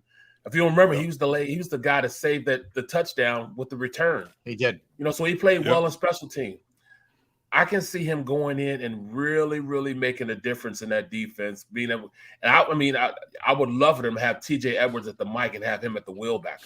Mm-hmm. To me, that would be an unbelievable combo if that was possible. If they could bring back TJ Edwards, that would be a great combo of linebackers. 2 guys, very instinctual, know how to read, defense. Offenses to get to where they need to get. Very smart guys. Those two would be a great tandem together if they were to bring them together. Yeah, I'm with you. I would hope you can get one of those guys to come back. I think Kaiser White is very likely gone, but I would really love to have TJ Edwards back. I think that would be big for those two to play alongside one another. I would agree. Absolutely. See, I think Dean is better suited at the wheel than the mic. With his explosiveness, his ability to shoot gaps, to gain advantage on his big tackles. Yeah, use those wheels. Were you having a brain freeze? What happened? You have brains? What up? This is 2 days in a row I'm agreeing to everything you're saying. Yeah, something's wrong. What the hell is going on? You know what it is? We got to figure this out. He's not really listening to what I'm saying because he's fishing mode. He's already thinking he's in Florida. That's what it is. No, not yet. I told Captain Tony chill out a little bit. I just checked into my flight. No, but seriously, you see what Captain Tony said? He said me and Rob owe him money. Me and Rob owe him money for taking you away for a few days. Hey man, I'll cook you 5 slabs of ribs for taking B Brooks. I'll give you 5 D-Gun slabs of ribs. Yes, sir. You got to come, Captain Tony. Man. But hey, but still though, Yeah. Is if he's at the will linebacker and uses that speed and uses that read and react, man, he can cover tight ends and running backs out in the backfield. He can do all those things, man. And man, that'd be a great linebacker tandem. TJ Edwards alongside. I can't have this Nakobe Dean agreeing with me every day. I can't have this. I cannot function in this world we call sports take with this dude. Something ain't right. Maybe it is time for Barrett to take a couple days. Rob, I feel real dirty right now. Oh man, I hear you. But here, all right. Want to hear what's really weird for me? Of the top 3 picks last year, the one I feel most confident in got the least amount of playing time. Absolutely. I believe Jurgens is a game wrecker on the offensive line. I think he is, whether he's center or guard. I think the guy's going to be phenomenal. I think he's going to acclimate fast. I think having Stoutland there and those good guys around him too is going to help him. But I think the dude's a beast, and he's got a little edge to him too. Nasty. He's going to be nasty, man. Yeah. The few times we saw him play, the way he shed that first blocker and got to the second level, I'm thinking, man, you can tell he's learned his lesson real quick from Jason Kelsey. Mm-hmm. I mean, he gets down the field in a hurry. He's a little bit bigger body than Kelsey. Obviously, now weighs about 20, 30 pounds. Yeah, a lot younger. But man, he can get off the ball. Yes, he can. We can. I don't think we can state it enough what Howie and that organization did to not leave the cupboard bare, probably realizing early on that they were going to lose. They loaded that team up for a reason this year. We all thought back in April and May that there would be a nice gradual progression of Jalen Hurts and this team, and they would be a playoff team, but next year would be their year. Right. At some point, the light switch went on with Howie in that front office. We can do a lot of damage now, and they loaded up an all-star team. After AJ, when AJ got traded. And they identified, let's go for it now. And they kept adding pieces to the equation, and obviously it fell a little bit short of their destination. But unlike a lot of teams like the Rams that have to start all over, and now they're getting rid of Bobby Wagner out there, so they really got problems down the middle of their defense. Yep. This team, even with the backups, the young players, and the few holdovers we know are going to be here, are not in a bad place. Not at all. Yeah. Especially on the offensive side of the ball. Right. Yeah. And even offense. Yeah. Think about this too. I think Jalen Hurts is absolutely still getting better. I think Devontae Smith is absolutely still getting better. A.J. Brown's only 24, 25 years old. Goddard is still getting better. And Landon Dickerson is just going to get better. So, you should be better on offense next year. And they were the third leading scoring team in whatever, the NFL, or they were the top 9 in all the big categories and all that, man. Tell me why they shouldn't be better on offense. Yes, you may lose Sayamalu. It's no disrespect to him, but if you plug in Jurgens, I think you're fine. And everybody else, assuming Kelsey comes back, is back. That's it. To me, that offensive line is going to be just as good as it was. Sanders too. I should, in fairness, put him in there. Yeah, he might be fine. Yeah, I think they're going to be better. The offensive line will be better than they were last year. Whew. I think they will be. I think Jurgens is that good that blocking on the second level, he's more of a mauler. And can't take him away from Sayamalu. Sayamalu is a good player. Mm-hmm. But I just think that Cam Jurgens will be a nastier player with the same athletic talent. Mm-hmm. Maybe a little more even athletic than Sayamalu. If Sayamalu leaves, who steps in? Jurgens. No. Well, if Kelsey and Sayamalu leave, we know where Jurgens will be. Who steps into the right of Jurgens? Ooh. Is it Driscoll? You know what? That'll be the most logical way. I think Jack Driscoll will move in to right guard. I think he's a better guard than good. tackle. Yeah. He'll be still good. Yeah. Step in.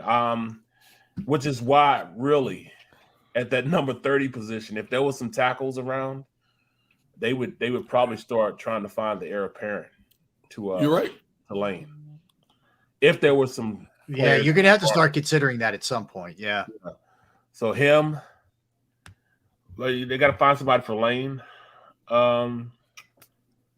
You know, the other guy who's going to be better, I think, is Mailata. Mailata didn't play as well as he can play. I know some of that he was dealing with the shoulder. I know that. Shoulder, yeah. He could definitely be better. He will definitely be better. Yeah. He's only going to get better. That offensive line is going to be a lot better than they were last year.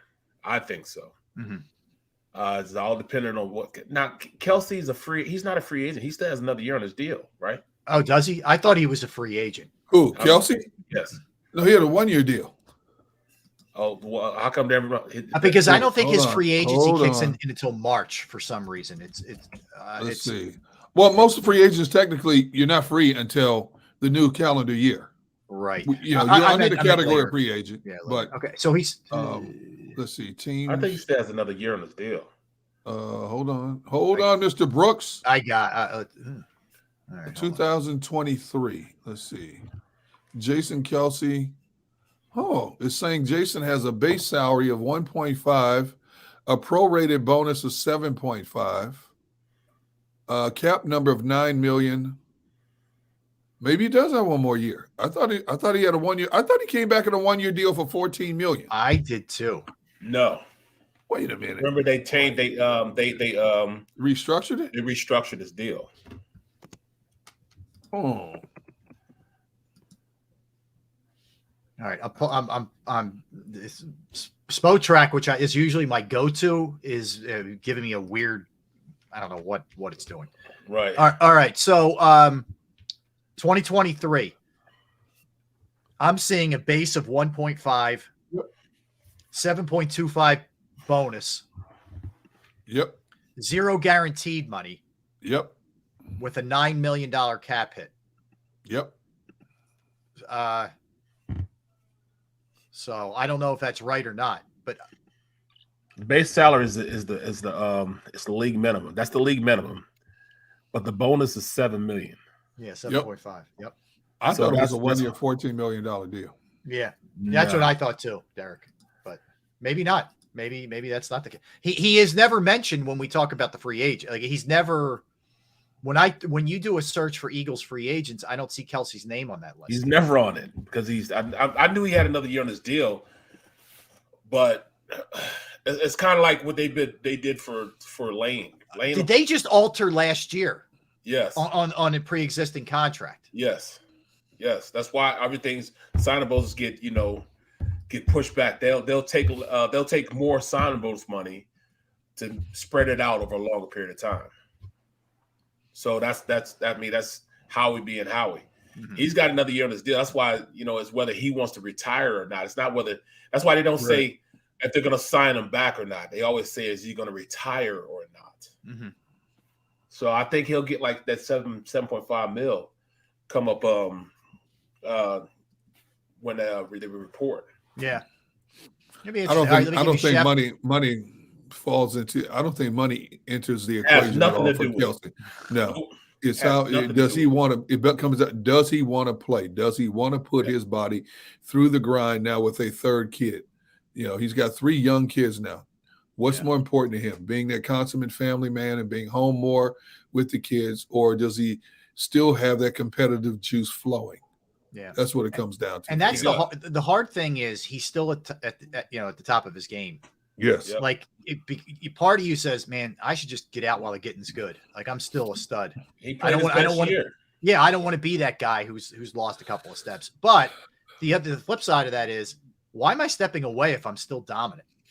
Well, you know why, Rob? Because when you get 35 years old, you ask yourself the question of, especially when you've had as many injuries as he's had, do I want to go through the aches and pains of another elbow injury, another ankle injury, another knee injury, sitting in a cold tub, hot tub, electrostimulation, all this? Do I want to do that anymore? I've done that for 14 years. I don't want to do that anymore. Great call, Derek. Guys, Rob, D-Gun, it's not during the season. Right. It's not really during the season. It's right. What dictates whether you're going to play or not, and I'm going to tell you from a player standpoint, is right now. Yeah. Do you have it in you to get back and grind? Get up and go run when you don't have to. Yeah. Go lift when you don't have to. To be disciplined. And Kelsey has to gain weight in the offseason. Right. does he feel like going up and eating a little more than he has to try to get his weight up? Because he knows once he gets to the season, he's going to lose 10 to 12 in camp and throughout the rest of the season. I can almost bet that Kelsey probably weighs 265, 268, normally 270. That's what he'd be comfortable at. Yeah, during the season. During the season.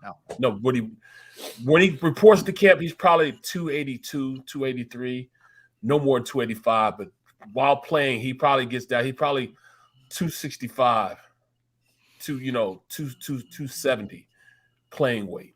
I mean, that's substantial. That's 15 pounds of weight that he's lost, and he's playing against guys that are 50 pounds heavier than he is. Right. So that's this time right now when he got up and he's like, oh man, today's Tuesday at 1:30 in the afternoon. I should get up and go run. Well, how about I just sit back and play with my daughters? Right. Should I get up and go lift? Yeah. Well, how about I just sit down in my garage, open a cold one, and do this podcast with my brother? Right. Should I go out there and do all these calisthenics and everything, or I just jump in my car and go fishing? Yeah. That's hard to deal with, bro. And you're also set for life, which is the biggest factor. Absolutely. We all know when you got to pay the bills, man, you'll do whatever it takes. Your motivation is completely different. Rob, I'm shocked that D-Gun does this show with us. I am so shocked. Why are you shocked? All the money you got in the bank, I am shocked you do this shit. Really? Do you know something that I don't know? Don't try to play us, man. That's why every day I'm listening to people calling me, asking me this, that, and the other. Because I really have all that money in the bank. Yeah, I'm listening. You're right, because if you had all that money in the bank, you'd be on the left coast right now. Number one, I would not be here. Number two, I would be on the left coast. But every day I get calls, hey, D-Gun, can we talk to you about this? Okay, let's talk. What are you talking about? Yeah. I mean, as a businessman, that's what I got to do, right? Trust me, I hear you. You got to put yourself in the best position possible. Speaking of, so according to Adam Schefter, contract talks between the Giants and Daniel Jones are, in the words of one source, quote, going down right to the wire. Ooh. So 4 p.m. Yeah, the offshoot of this is Saquon's just kind of dangling out there. Will somebody swoop in there? So if they don't get a deal done with Daniel Jones by 4 p.m. today, he's a free agent? Yeah. They didn't pick up his 5th-year option. Oh, he's a free agent. They can't negotiate. 13th. They can't open up. I mean, you can't negotiate till March 13th. No. March 13th is no. They can negotiate. They can go because he's their guy. He's their guy. They can talk to him. But people can talk to him. Yeah, they can talk to him on the 13th. The 13th. Yes. Okay. All right. Okay. So people can talk to him on the 13th. What the main reason why they're trying to get it done now because they don't want the numbers driven up. No, they don't want that tag. They don't want to put the tag on him and automatically give him $35 million. Yeah, but you know what, B. Brooks, somebody out there will jump and up the price. Some team out there, even though I don't think Daniel Jones is worth the kind of money he's going to get. Yep. Somebody out there is desperate enough to jump it's hard to find franchise quarterbacks, bro. Yes. You don't even have 32 right in the National Football League. Right. That's you're absolutely right. Because look at what teams are at the field. I mean, can you imagine worrying about going out the field with Kyler Murray? Oh. Can you imagine that, man? A basket case.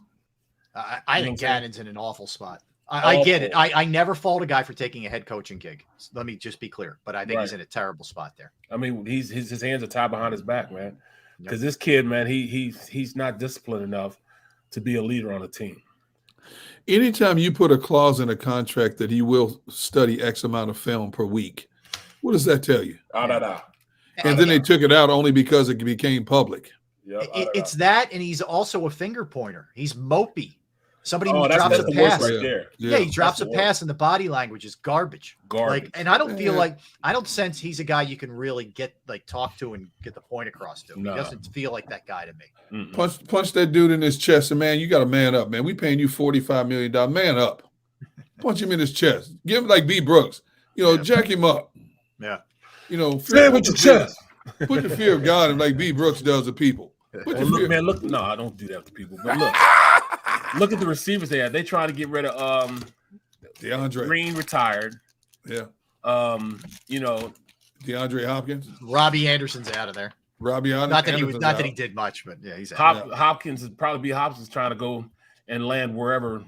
Why would you want to be there if you're him? Right. Yeah, I think B Hop's trying to go to Cleveland. You know, Why would you Sean want to said go? he wasn't there. Why would you go from Arizona to Cleveland? Reunite with Everybody don't think like it like you think about Hold it. up, man. I don't care. Gunner just looks at weather all the time. Right. Every time. I ain't going to Cleveland, man. I ain't leaving Arizona for Cleveland, man. I'm sorry. Derek, if it's a warm climate, it's the greatest organization ever. If it's Right. Look, It's man. gonna be in shambles like Arizona is, but it don't matter. If they had a pro football team in Africa, I'd rather go there instead of going to a pro football team in Alaska. Let me tell you right now. Yeah, no I kidding. take less money to play in Africa than I would in Alaska. Look, man. I mean, I never passed the Mason-Dixie line, bro. That's the worst thing ever. I have 4 years in Detroit. 4 years with the Eagles, 2 in Detroit, a year in Green Bay, a year with the Giants. I spent my last one with the Steelers. I did not go down south at any point in my career. I was core. And this last Super Bowl was the first time I covered a Super Bowl that was down south. Hot. Best thing ever. Yeah. It ain't nothing like going up and getting up and it's 80 degrees outside. Yeah, man, your body feels more elastic. Your muscles are looser. When you get up in the cold, man, what's the first thing you do when you go outside? You tense up. Your muscles are tense. You go outside in Arizona, man, your body feels like a rubber band, man. Like you just stretch all day. See, so there's some truth to what I'm saying, B. Brooks. Right. If I'm a free agent, I might take a little less money to go to a warm weather climate more so than going to Chicago, Green Bay, Minnesota, one of those places. That's all I'm saying. Yeah. Well, I turned down $100,000 to go to Detroit instead of going to Dallas, and I regret it to this day. Ooh, you turned down $100,000 to not go to Dallas. To not go to Dallas, you did the right thing, my friend. Yep. Money can only do so much. Just think about what that extra $100,000 you could have done with. It probably ruined my career though, and I wouldn't have got those extra years in there. Exactly. How do you know? You don't know that. How do you know that? I know I wouldn't have won a Super Bowl. Okay. Well, yeah, there. Okay. Yeah. See, that's not even BS, man. That's Rob just said it because he hates Dallas. Correct. But I'm saying that's pretty. You won a Super Bowl, man. Period. That's it. Oh man. All right. So, and by the way, interesting little tidbit. Our guy Matt Lombardo, who we've had on the show a couple times, Matt does an excellent job covering the NFL for Heavy on Sports. He says that Atlanta would have interest in Lamar Jackson. Yep, I'm saying that. Yep. There you go. So interesting. All right. We'll come back. We'll continue the NFL discussion. If we get any kind of updates, we will pass that along. So we're always going to be doing that. But we'll talk a little Sixers as well, who won last night. And all of a sudden, this road trip and this tough little stretch is looking a little bit better than we thought it might to start off. So we'll get into that when we come back. Don't go anywhere. Derek Gunn, Barrett Brooks, Rob Ellis on this Tuesday. We are Sports Take, JAKIB Sports YouTube Network. Let's talk about Flynn Tree Services. Yes, Flynn Tree Services is an experienced, licensed, insured Pennsylvania tree services company that will trim or remove any unwanted tree off of your property. They offer cost-effective solutions to any tree problem that you may face. They're just a quick phone call away, and they're experts at trimming all types of trees, and they serve southeastern Pennsylvania, South Jersey, and northern Delaware. Flynn Tree Services specializes in tree removal, stump grinding, as well as tree pruning. Keep in mind, you get a nice little break here in the winter before we might get hit with that last sort of, last shot of cold and miserable weather. It's a good time to have your trees evaluated before that stuff hits. Go to their Facebook or Instagram page for more information or a sampling of their work. Give Flynn Tree Services a call at 610-850-2848, 610-850-2848, or online at flynntreeservices.com. That's flynntreeservices.com. Go to get your game on. Go for the beers. Go for the cheers. Go for the hit and the hits. Go for the stakes and the stakes. Go to get your parlay on. Go to get your party on. Go for the scene. Go for the screens. Go for the gallery. Go for the win. Go to Ocean. Visit theoceanac.com to plan your visit. At Pond Lehocky, we've recovered billions of dollars for our clients, and we're confident we can do the same for you. With over 250 years of combined courtroom experience, we've helped over 100,000 injured clients obtain some of the largest settlements in Pennsylvania. One conversation is all it takes to help you and your family get back on track. If you've been injured in an accident, give Pond Lehocky a call. Hi everybody, my name's Jason Lombardi. I'm an inspector at DryTech. At DryTech we offer three major services, the first one being basement waterproofing, the second service we offer is foundation and structural repairs, and then the third service that we offer is mold remediation. If you feel you are having a waterproofing issue, give DryTech a call or check us out online.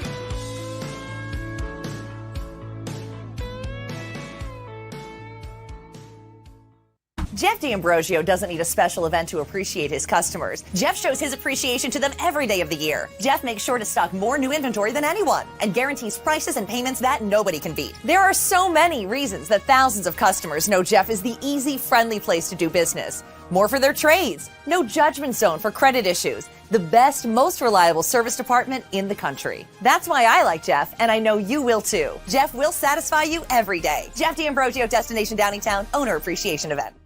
We all know that taxes are just part of life. It's true during our working years, but also in retirement. But what you might not know is up to 85% of your Social Security benefits might be taxed. Our team at Thrive Financial has helped retire thousands of people across the Delaware Valley by asking questions they never knew they needed to ask, including how their Social Security benefits might be taxed. It's time to be proactive on taxes.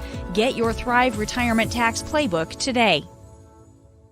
Plan your day with confidence. Keep the umbrellas on hand. With Action News and AccuWeather. Numerous tornadoes. Your go-to team when severe weather strikes. The water is still rising. Keeping you prepared wherever you watch. Action News and AccuWeather, the team you trust.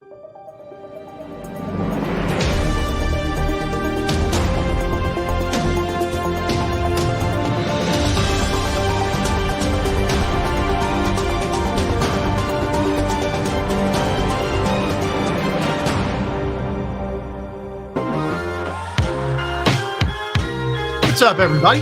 Welcome back. Thanks for hanging out with us. We appreciate it. We are Sports Day, JAKIB Sports YouTube Network on this Tuesday in the Delaware Valley. Still no updates on anything in terms of any franchise tags being dropped. And again, Jeff McClain reporting that the Eagles aren't going to franchise anybody. So we will keep you posted as we go along here. All right, so a couple other things to hit here, guys. The Sixers won last night over the Pacers.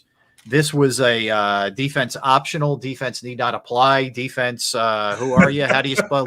Can you spell defense if I spot you the DEFENSE kind of game? It was up and down. Look, if you and sometimes you just like the up and down pace. This was a track meet. It was one of those kind of games last night. And they win 147-143. They go to 42-22 on the season. That's the fourth best record overall in the NBA. It's the third best record in the Eastern Conference. Harden 20 assists in the game to go with 14 points and 9 rebounds. Embiid 42, and he goes 19 for 19 from the free throw line. That's the best anybody's ever shot from this for the Sixers from the free throw line in a game, 19 of 19. So, impressive that they keep winning and they're starting to pile some wins together. They have Minnesota tonight on a back-to-back.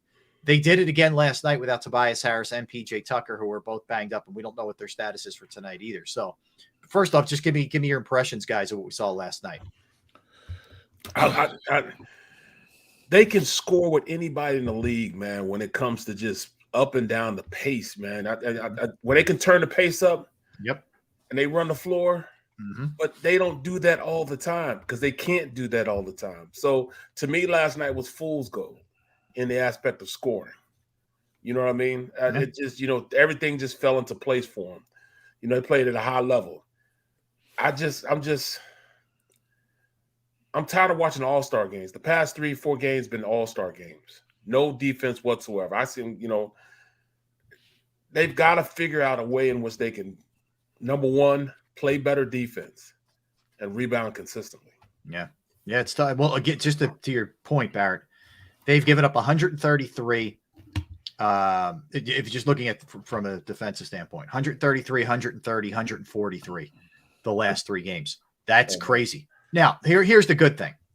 they've scored 126, 133, 147. They've been putting up a lot of points since Harden came back from that. What do you have, a calf? I'm trying to remember, whatever it was. Since he came back from maintenance day, really. Well, no, I'm saying when he missed some time and then he came back in December. Oh yeah, they have the number 1 offense in the league, but they have the 16th ranked defense. So they're best offensively and middling at best defensively. And even since that, like, they've been way worse than middling defensively. They have not defended well of late. And you understand it against certain teams and certain players, but other teams it shouldn't be the case. I think it's imperative that Maxey stays in the starting lineup. He's the catalyst to that team. Right now, he's the best 3-point shooter they have, to be honest with you. He played 37 minutes, contributed 24 points, and he sets the tone. Now, he's a liability on defense, no question about that. I think in a lot of ways, this team is just too slow defensively. They're too slow. When you look at them rotating around the perimeter, they're always a half step late.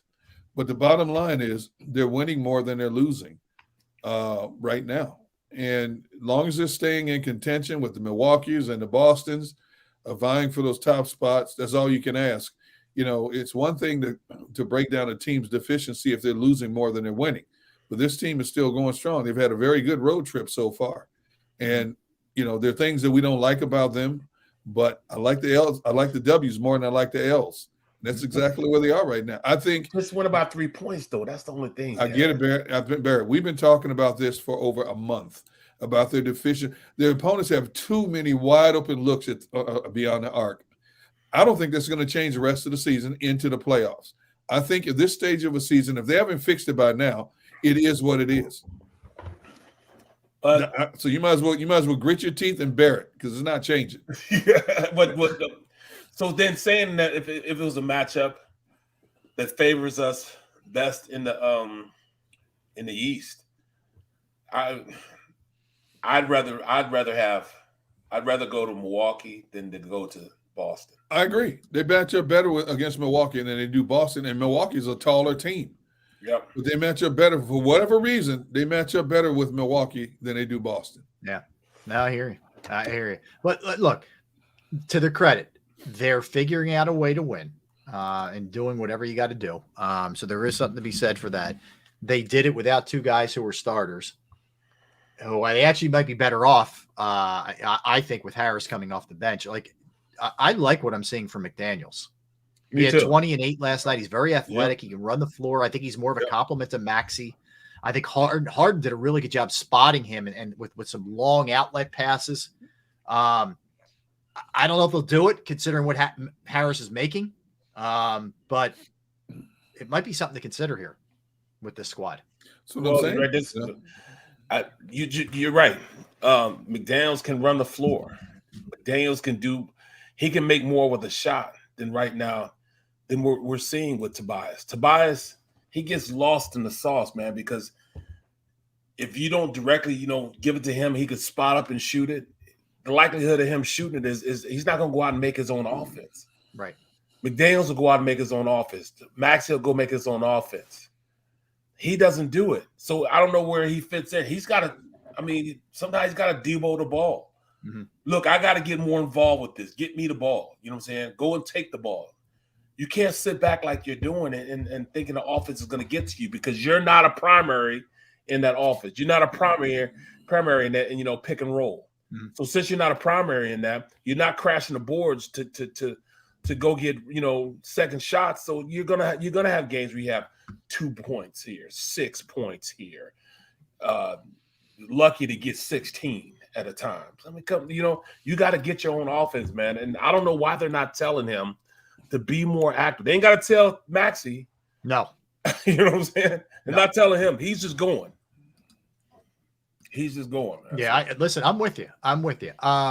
But look, overall, and I get it. I'm already getting the comments. You're falling for the banana in the tailpipe again. I'm just going off of what we've seen so far, and though they still have Minnesota tonight to close out this road trip. Then they come back home on Friday. They get a couple days off before Friday, before the game Friday. But if you look at it, as disappointing as it started well, they beat Memphis, but the Boston and the Miami loss were really tough. They did win without Embiid at Miami. They bounced back after Dallas, which was terrible defensively. They win at Milwaukee, and now they win last night in a game that, maybe in years past they lose because they weren't, I don't think, quite as focused, maybe in some ways. But you could end up finishing this really hard stretch at 5-3. It's not bad. Not bad at all. Now, when you look at the opposition they've had to play over this 5-game stretch, and that Indiana team is not a great team, but it's a very good young athletic team, and they're going to be tough to deal with. Not maybe this year, but next year.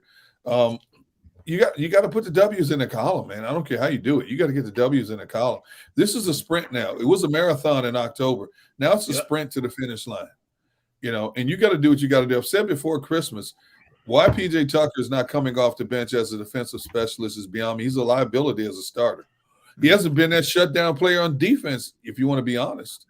Well, they're saying wait till the playoffs. He's just waiting for the playoffs before he can put his special sauce on the game. Okay. I'm sorry. I don't want to wait till the playoffs. Him in the starting lineup makes me nervous right now. I like the lineup they have going now. They don't do anything while they're in the lineup. He hasn't done anything. That's the problem, man. So yeah, I'm with you. I hope Doc and Daryl Morey's gonna have some say in this too, but I hope they're willing to mix it up here, take some chances. I think they're better off, even if you're taking a little bit of hit. Like we talk about this all the time. The problem you have is with Harden and Maxey on the floor, you're really limited defensively. But I don't know that Tobias gives you that much of a bump. Like I think you put PJ back in the starting lineup. If you could go Maxey, Harden, Embiid, Tucker, what is that, 4? And then McDaniels. See what that looks like a little bit. Mm-hmm. Just go with it for a little bit. Mm-hmm. I don't know. I mean, it's working so far, right? Well, definitely. I mean, you will see tonight. I don't know. Like my guess is they probably would like to load manage one of those two, either Embiid or Harden. But if PJ Tucker and Tobias can't play, you got to play them both, I think. No, I still think we got to bubble wrap them, bro. So somebody's going to sit tonight. Okay. All right. Fair enough. Bubble wrap both of them, man. Yeah. Both of them. So you can have 4 starters out potentially if you did that. You can't bubble wrap both. I think 1. Bro, I don't care about the regular season. The regular season means nothing to me these days. I don't care who we match up in the playoffs, just as long as we get to the playoffs healthy. Because a healthy Embiid, a healthy when they're both healthy, you play better. When they limp into the playoffs, they limp right out in the second round. Yeah. There's truth to what you're saying, Mr. Brooks. But when it comes to having a game 7, I want that game 7 on my court, not somebody else's court. Yeah. I don't care who I'm playing. I want that game. If there's a game 7, I want it in my backyard, not my enemy's backyard. Yeah. Right now they would play Brooklyn, which I don't really fear Brooklyn, honestly. I don't need an unhealthy Embiid in that 7th game. True. Right. In anyways. Very true. Barrett. Somehow, some way, Embiid's going to be unhealthy in the playoffs anyway because he always is. So let's come to the realization that we're going to have Embiid limping at some point during the playoffs. I get it, man. I get it. Now that you put it that way, it's a fact of life. How many years in a row we had to watch this? Yeah. Him limping, earning his red badge of courage. He's a gamer. He's out there. He's hurt. We have to go through that again. Yeah. Let's hope he's we're not gonna have to go through it again. Yeah. Sixers two-way player Mac McClung is the NBA G League Player of the Week. He averaged 28.7, 4.3, 1.7 in that week, according to Keith Pompey. So we'll see if he ever gets a chance to get up here. I think it's going to take some injuries for him to get up, but that's where they are. So the Sixers tonight play the T-Wolves. T-Wolves are 34-32. They're in 6th in the Western Conference. There's a couple guys you got to look out for. Anthony Edwards is one of them. Kid out of Georgia, a couple years in the league now. 24 points per game. Karl Anthony Towns, 20.8 and 8.2 rebounds per game. He and Embiid have had some battles over the years. And Embiid's, I think, had the better of him. I'll tell you a guy Embiid owns. Turner, who was the big for the Pacers. Yeah. He just pushes him around wherever he wants to push him around. It's amazing. Yeah. I'm surprised. I'm surprised there's not more fouling because he loves to drop that shoulder into a player's chest to make his move. And they don't call it on him. No. They let him get away with it. Yeah. I guarantee you the calls will be a lot tighter in the playoffs. That's for sure. Oh, hell yeah. Yeah. You know. No, you're right. So take advantage of it while you can. But the question is, can they find their defensive footing? No. Can they? No. Can they be serviceable? Maybe. On defense, I was waiting. Maybe. Can they be okay? But no, I mean, because let's face it, it's not as open and up and down in the postseason as it is in the regular season. You're going to have to be able to get half court stops, and right now they're a little lost defensively. It's strange. I mean, they were a highly rated defensive team overall, or are pretty much, but it's starting to fall, lately. That's for sure. But some of it is you just got to live with it. When you have Maxey out there, when you have Harden out there, you're taking a bit of a hit. You got to be able to figure out a way to get through it. Yeah, at least they're scoring though, so I could deal with that. When you don't play defense and you're not scoring, yeah, deadly. right. Not a good combination. All right, so we've been talking a lot of NFL, obviously, and probably the biggest name. I mean, other than Rodgers, who's under contract but could get traded, as we inch closer here, who doesn't have a deal in place, is Lamar Jackson. And there's still no word, where things are right now with him in Baltimore. Baltimore, after the season, hey, we want him back. He's going to have say in the coach, all this other, whatever offensive coordinator we bring in. They went out on a limb. Yeah, they really did. They didn't pull any punches, and they didn't sort of hide from it. But when you do all of that, you're giving even more power back to the player. And if he ends up walking, other than maybe putting out some kind of hit piece through the media that, hey, it was impossible to negotiate with him and his mother, and other than that, you look really bad here as an organization if you're Baltimore and you can't get this thing done with this guy. Maybe he is asking for more guaranteed money than they want to give. Who knows? But if you want him that bad, if you've identified him as your franchise quarterback, as you have, then money should not be an option. If that's the case. Well, especially, you're seeing what guys are getting paid. Yeah. Is he worth any less than Deshaun Watson is? Right. Deshaun way less headaches. Way less headaches. How about, Kyler Murray? You saying that he's not as good as Kyler Murray? Are you kidding me? Exactly. Yeah. So come on, man. You got to pay the man. Now, can he develop a game? And I think a lot of it may be how the Ravens are looking at in Philly and looking in their backyard. Like, look, how come you can't play like him? There have been games where you've had Jalen Hurts play the game from the pocket. Can you play the game from the pocket? So maybe they want a player that can play the game from the pocket and be able to run. Right. We're spoiled here in Philadelphia because how good Jalen Hurts really is. And he's just scratched the surface on how good he could be. But the mere fact that he can play both kinds of quarterback is amazing. He can sit back in the pocket and throw for 300 yards like he did in the Super Bowl. Yep. Like he did against the Vikings. He can be that pocket passer, but he can also go out there and run just like not even a Kyler Murray, but a Lamar Jackson or an Allen. He can run offense like that also. Yeah.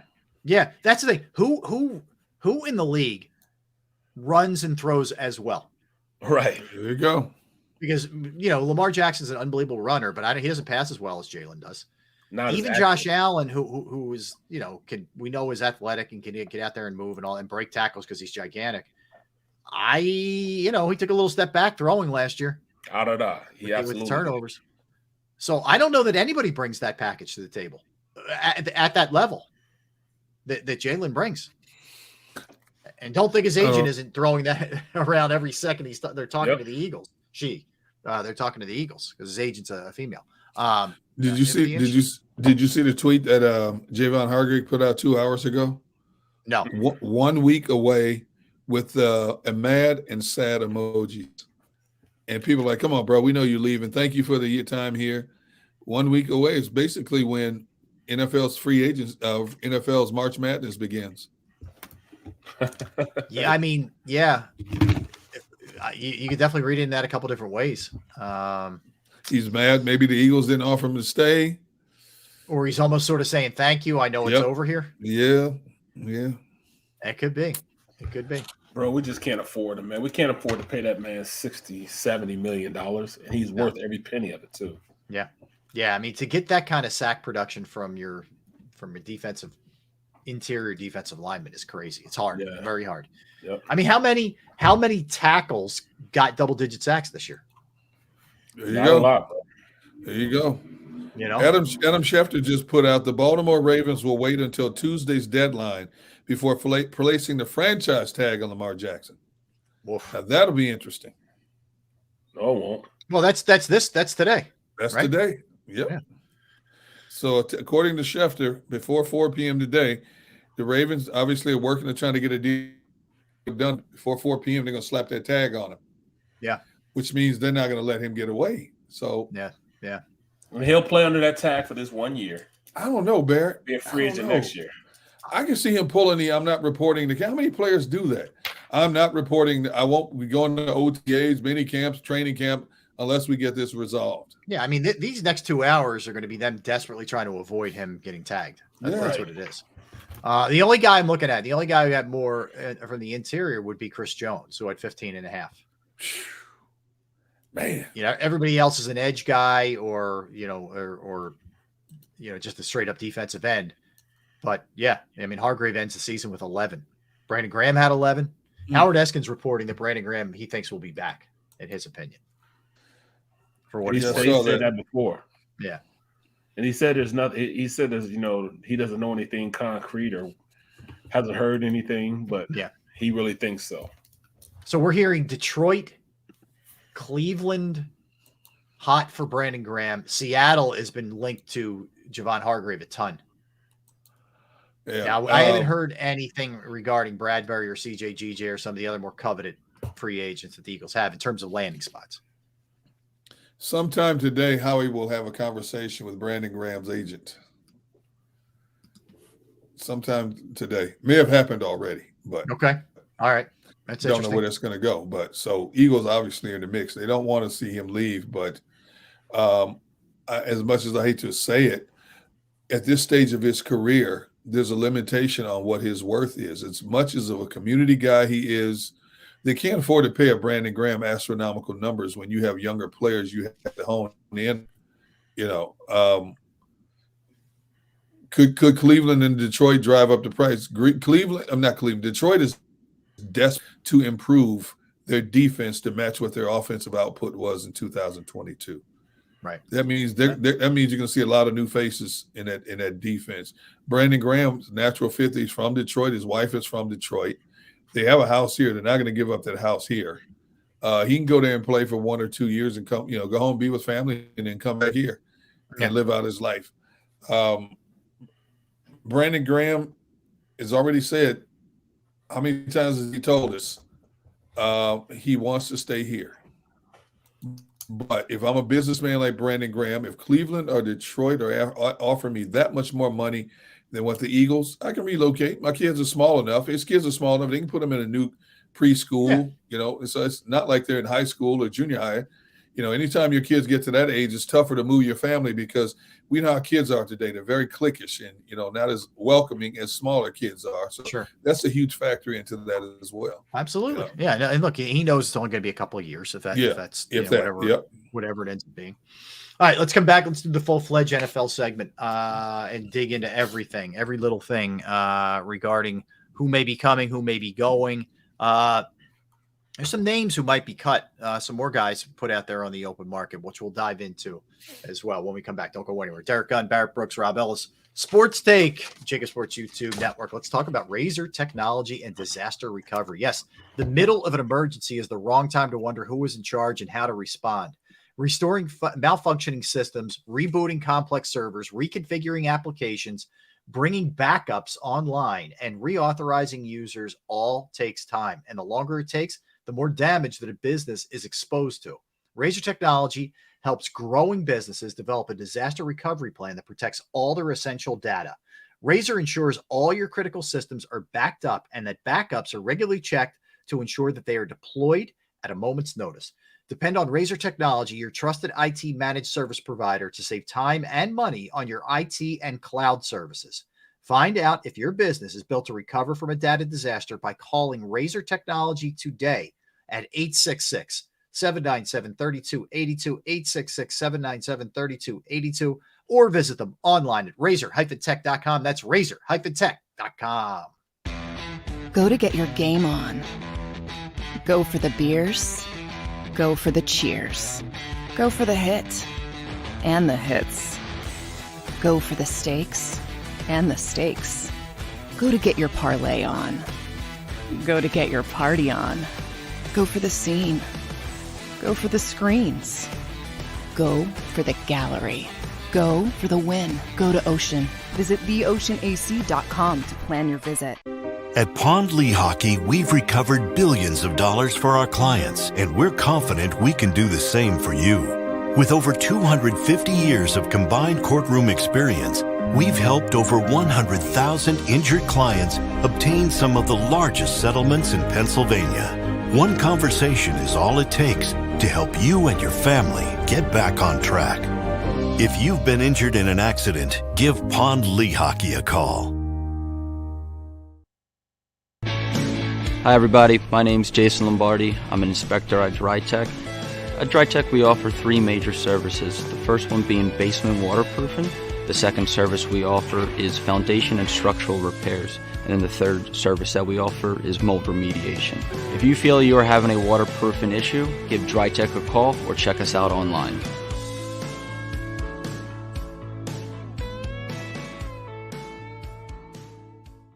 Jeff D'Ambrosio doesn't need a special event to appreciate his customers. Jeff shows his appreciation to them every day of the year. Jeff makes sure to stock more new inventory than anyone and guarantees prices and payments that nobody can beat. There are so many reasons that thousands of customers know Jeff is the easy, friendly place to do business. More for their trades, no judgment zone for credit issues, the best, most reliable service department in the country. That's why I like Jeff, and I know you will too. Jeff will satisfy you every day. Jeff D'Ambrosio, Destination Downingtown, Owner Appreciation Event.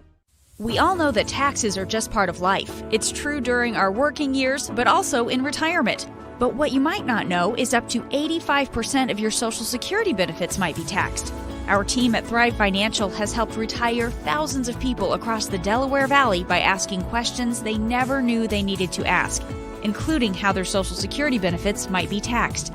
It's time to be proactive on taxes. Get your Thrive Retirement Tax Playbook today. Plan your day with confidence. Keep the umbrellas on hand. With Action News and AccuWeather. Numerous tornadoes. Your go-to team when severe weather strikes. The water is still rising. Keeping you prepared wherever you watch. Action News and AccuWeather, the team you trust.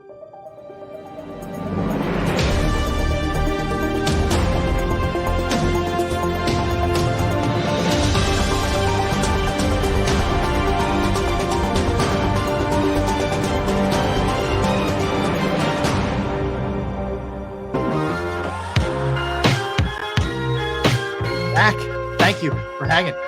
We are Sports Day, JAKIB Sports YouTube Network.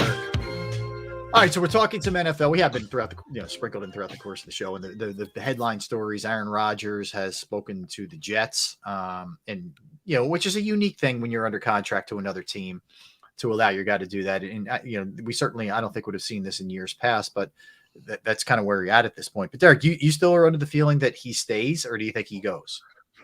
Well, I just saw a report that says they're having more discussions today. So that's 2 days in a row now that they're talking. So maybe there's something to this. Maybe the Packers are just putting the feeler out. Okay, what are you willing to offer us for Aaron Rodgers? I think if I'm the Packers, it's time to move on from this. Now, from that standpoint, if you move on to Jordan Love, you just had a wrong year. You were the dominant team in your division for years until this past year because of your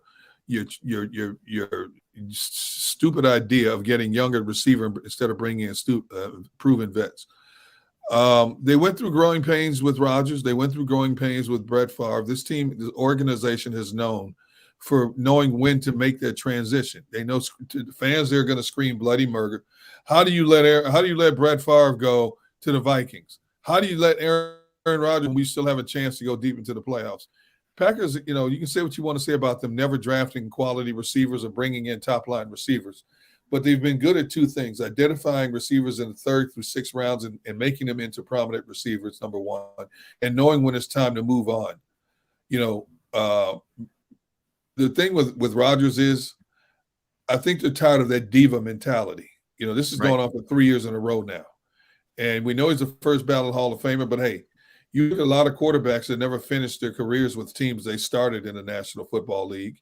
And I think this could fall in that category. You've got to find out what this kid, Jordan, if you move on from him, I think the biggest thing is you look at his cap hit. How much is the Green Bay willing to pay that cap hit compared to how much will they dump off on the Jets if they make this? How much of that financial burden are the Jets willing to assume? If they take a good portion of that, I'm done with Aaron Rodgers. I got Jordan Love here. He sat here under Rodgers. He sat here under a future Hall of Famer for 3+ years. It's his time to shine. I feel the same way. Same way. I think they're tired of the drama. They both need. You agree? Oh my goodness! I can't take this. The heck? What is that? So you at Walmart? Where are you? I don't know why it's ringing like that on my phone like that. Wow, that was Rob. crazy. You never thought you'd have to deal with the stuff we put you through, huh? One word: vibrate. Okay, my friend. Be careful how you use that word, Rob. Good point. I said vibrate. Just leave it at that. No error. No error. You're right, man. He's too much of a diva right now. I mean, there's too much other stuff going on in the NFL to be worried about that. And I think the Jets are just in such a state of, all right, we're right at the cusp. We're right at the edge of being a really, really good team. And the quarterback can take them over the hump that they'll fall for the banana in the tailpipe trick. They'll fall for Rodgers coming in and being the savior and understanding that he is now human. They're not going to get the former. They're going to get the latter of his career. I think it'd be totally foolish of them to go ahead and make this happen. I don't believe he's going to be playing he's not going to play at the high level that we're used to seeing him play at. He'll be an average quarterback or a little above average quarterback. I'm used to A-Rod being the guy. He was the best quarterback up until Patrick Mahomes 2 years ago. Right. So, yeah, I just think that he's not at that point in his career. But he needs new scenery. He needs a new way to look at things. The possibilities are pretty good going to the Jets. He'll give them the best chance, especially being in that division. He'll give them the best chance of competing, at least getting to the playoffs. And he would join Nathaniel Hackett, who worked very well with. That's his boy. Yep, that's his boy. Yeah, that's his guy. Rob Domofsky, who we've had on the show, who covers the Packers for ESPN.com, who's excellent, said his sources are telling him. Actually, I'm sorry, he's reporting what Dan Graziano from ESPN saying that a contingent of Jets officials are scheduled to fly out to meet in person with Rodgers. So it feels like the heat's maybe being turned up a little bit. There you go. Well, yeah, so we'll see. You don't waste that flight unless there's some validity to it. Unless you feel you have a good chance. I wonder what the Jets draft capital is, because even at this stage, if I'm Green Bay, I need to get 2 first-round picks out of this, or at least multiple picks. And I'm not talking about just 2 picks. I need to put myself in a position to reload for a couple of years at least. If you're going to give up a future Hall of Famer who's 39, who still has arguably one of the strongest, most accurate arms in the game, even at 39, we have everything we need except that quarterback to get us over the hump in that division with Buffalo, with Miami, with New England. What are we going to give up? We have to basically mortgage our future for the next 2 to 3 years. Yeah. If we decide we want to bring Aaron Rodgers in here. All right. So here's what they have this year, Derek. It's pretty kind of straight up. They have the 13th overall pick. Okay.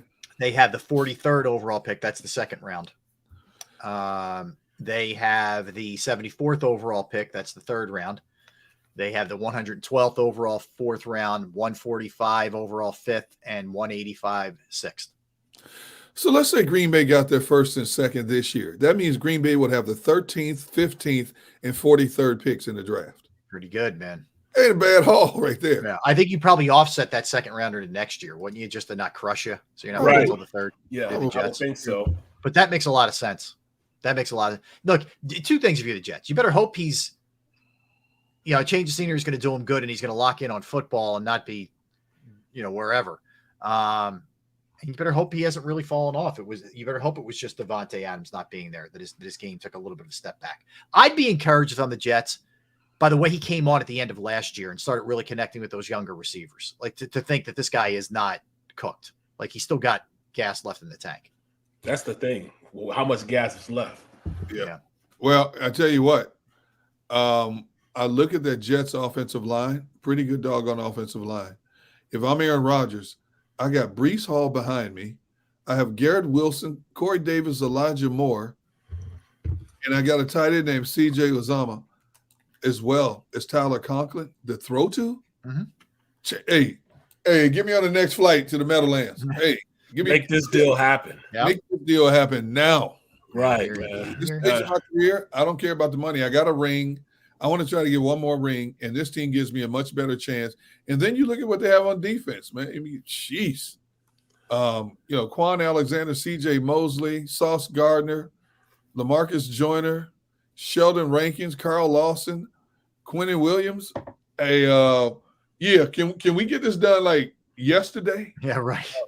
I hear you. I wanted to hit you guys with this. Did you guys remember this? That there's going to be a Black Friday game this year, day after Thanksgiving. Yeah. It's going to be 3 p.m.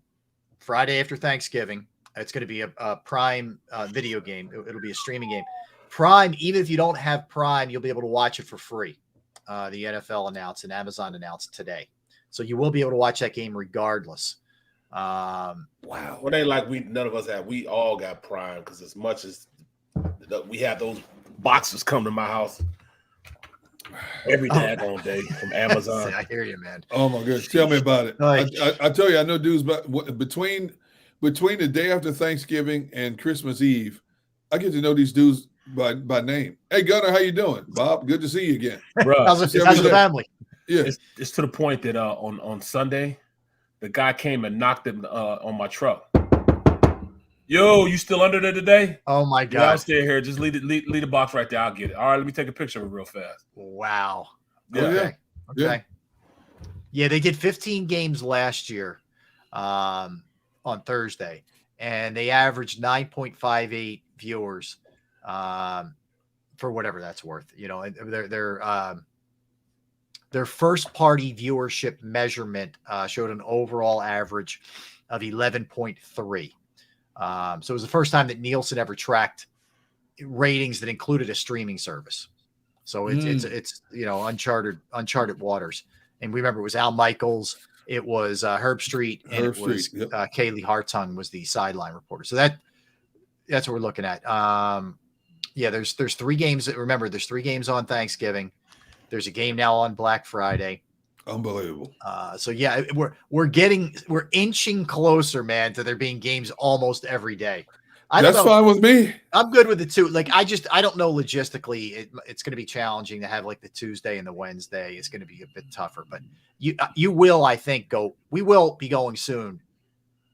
They might leave Saturdays to colleges, maybe, but you're definitely going to go Thursday, Friday, Sunday, Monday. Yeah, we thought they were going to leave. They were going to leave Christmas Day to NBA. No, they came and took that over too. Same with Black Friday to college football, and they're going to eat that up too. So right now, according to what Rob is saying, Sunday, Monday, Thursday, Friday, and the last 2 weeks of the regular season, Saturday. They show Saturdays. The middle 2 weeks of December, they show Saturday games, Saturday, Sunday. I got no problem with that. I don't care who's playing. I'm watching. I mean, I'm just a football junkie. I'm watching. We always do, bro. We always do. No, they know. They know. It calls us. We are their demographic. It doesn't matter what we're going to watch. That's for sure. All right, so a couple other things. Looks like Frank. Frank. Guys, yeah. Did you guys see the Chris Rock special? Ooh, I didn't see it yet. Yeah. He lit up Will Smith. No. He lit up Jada Pinkett Smith. Oh my goodness. But I heard he didn't do it till the very end, right? It was at the very end. So how was it? It was amazing, bro. Let's put it like this. What he said, it's like if somebody insults your mama, you ready to fight? It was that deep. But how is Will going to retaliate considering how he embarrassed him on national TV? And basically, Chris has kept his mouth closed until his special. He wouldn't talk to Will. Didn't want to. This is his way of answering Will and Jada. Mm-hmm. Dude, let me tell you something. When you use the term "no holds barred," this is no holds barred. Mm-hmm. He said basically he was just like, look at Will and look at me. You know what I'm saying? Just look at us. You know what I'm saying? He played Muhammad Ali in a movie. And who did I play? Pookie in a movie. Yeah, he said he does all these movies with his shirt off. You never see me with my shirt off in a movie. Yeah. I just had to bring it. It was interesting. He did it live too. Yeah, he did. You can obviously go back and watch it. I think it was Netflix, but you can watch it all the times you want. But he did it live, which they don't do a lot of live shows. No. They tape them and then cut them up a little bit. Yeah. I heard it was. Look, I think Rock's one of the best to ever do it. Period. I think he's like a top 3, top 5 to ever do it. No question. In any way, shape, or form. Yachts asking, have they signed Matt Patricia? No, they have not. There were rumors that the Eagles may be interested in Matt Patricia, but I haven't heard anything along those lines. As the linebacker coach, right? Yeah, it's been quiet. They don't have a linebacker coach right now. Yeah, they could add him to that defensive side of the ball because they lost a lot of coaches over there. I don't know. I mean, like, unless you guys tell me, and Barry, especially, you tell me how you would approach this if you're an organization. There's bad blood with a player who's on your roster, right? And the guy who coached them when they were together in Detroit, because Slay and Patricia did not get along. Slay ripped them publicly. Yeah, ripped them publicly. And then he got sent out to here. That's why he's here. Well, yeah. Do you risk though pissing Slay off by bringing Patricia in, or you just say, "Hey, man, look, Darius, we get it. Like, you guys had issues, but we need coaches, and we think he's a really good coach." Like, how do you? Yeah, that goes against the grain of this culture they like to have between coaches. Right. Boy, that's like putting a hornet's nest right in your backyard. Yeah. I'm not sure it's great business, personally. I don't know about that. It'd be some bad football. Well, it tells me that if that's the case, Slay could be on that block. They could be thinking about moving Slay. Yeah. Yep. Well, it does tell you that. But see, if they were to trade Slay, what round would you put him? 5th, 4th? Yeah, that's the thing. Are you really getting, return back? And you may lose. You better re-sign Bradbury then, or else you're going to have completely new corners. We can't afford Bradbury. I think you're going to have 2 new corners. If they got rid of Slay, I think you're going to have 2 new corners. It's a copycat league. We just saw what Kansas City just did. They won a Super Bowl with 2 rookies. With rookies out there. Yeah. Well, L'Jarius Sneed was not a rookie, but he was a young player. You see what I'm saying? Eagles already have young player there, and you add younger players to the mix. It worked in Kansas City. Why can't it work here? Yeah, it can. It can. If you have a dynamic enough offense, it can. You know what's going to happen? If Slay and the other corner are both gone, Bradbury, people are going to be screaming bloody murder here. But you know what? I say sit back, let the dust settle. Let's see how it plays out. It worked in the Midwest. Why can't it work here? Mm-hmm. It's very similar situations when you break it down and think about it. A dominant offense in Kansas City carried that team. A dominant offense here in Philadelphia can carry this team. You still have enough up front. You got your edge rushers. You still have Hassan Reddick here. You may have to do it. People need to come to the realization everything is on the table here with this team. In terms of you got to give that quarterback his money, and then you're going to have to get younger at a lot of positions to stay under the cap. Mm-hmm. It's that simple. Now, they may sign CJ. I still say, as I sit here today, CJ is the number 1 priority for them to bring back here. But CJ, like I said earlier in this show, I've got to sit back and say, wait a minute, how much do I know about this Desai? What are you going to ask me to do? Our whole defensive coaching staff has been gutted. Do I want to be here? I had a chance to get that ring. It fell short. I could go somewhere else and get that same chance for a lot more money. What do you do? Yeah, it's a really tough predicament that they're in. This is a really – we're still on the high of the Super Bowl and what a great run it is. But, man, this is such a tough offseason. Yeah, it is. It's a really tough offseason.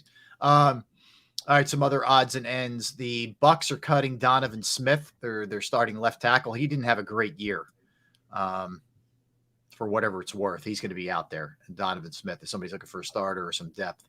It looks like the Chiefs are going to cut Frank Clark. Yep. So you're going to have a guy get after the quarterback a little bit, make some plays. He's going to be out there. So you got two decent ones. And how old is Frank Clark? Like 32, 33? I'll tell you one sec where I think you're probably right, Derek. That sounds about right. 10 years in the league ish. So he's another guy that could be a 1-year mercenary for you. Yeah. I don't think he's going to command big dollars in the open market, but I think he's another guy. He's only 29. Oh, he's 29. Oh, that's a little different then. That's a little bit different. Yeah. I don't know if they could afford him. 5 sacks last year. 25 tackles, forced fumble recovery. Yeah. 29. Wow. He spent the last 4 years in Kansas City. He was with Seattle before that. Wow. It's a tough one. It's a tough one, man. This is we're gonna see some Howie magic here this offseason. And he's gonna have to earn his money. Yeah. He's gonna earn his money. This is the year in which we see Howie Roseman really make his money to try to, number one, give Jalen Hurts a deal. He'll have a lot more money than people give him credit for this year because they're signing Jalen to an extension. So Jalen will play under this deal that he has right now, which is about, I don't know, $4 million or something like that? Yes. 4.5, yes. yeah. Yep. $4.5 million. So, and they'll give him a bonus, and that bonus be split up over the, time of the contract. They'll still have the ability to go out there and sign mercenaries like they did before. They have the money to do it. The salary cap is right around the same that they had last year. Right. For them. They don't have to really worry about them really getting that big $50 million deal until 2024. Mm-hmm. And that's what people are getting confused. They're thinking that, all right, they're going to have to pay $50 million this year. No, that's over that starts next year. He's playing under the extension year this year. Yeah. Let me ask you just real quick. I don't want to belabor the Rodgers thing, but if he does go to the Jets, if you guys are looking at this from either an AFC East or an AFC standpoint, with the talent we know they have. Remember, they went 7-10 last year without any kind of quality quarterback play. Are they number 2 behind Buffalo in the East? Are they a wild card playoff team in your estimation? Where would the Jets fall? Because if you look at it now, Miami was a playoff team. Buffalo was a playoff team. Cincinnati was a playoff team. The Ravens got in, right? I think they got in. No. They didn't get in. Okay. No. The Jags were. Cincy. That's right. The Jags were. The Chiefs were. I would think they're a playoff team.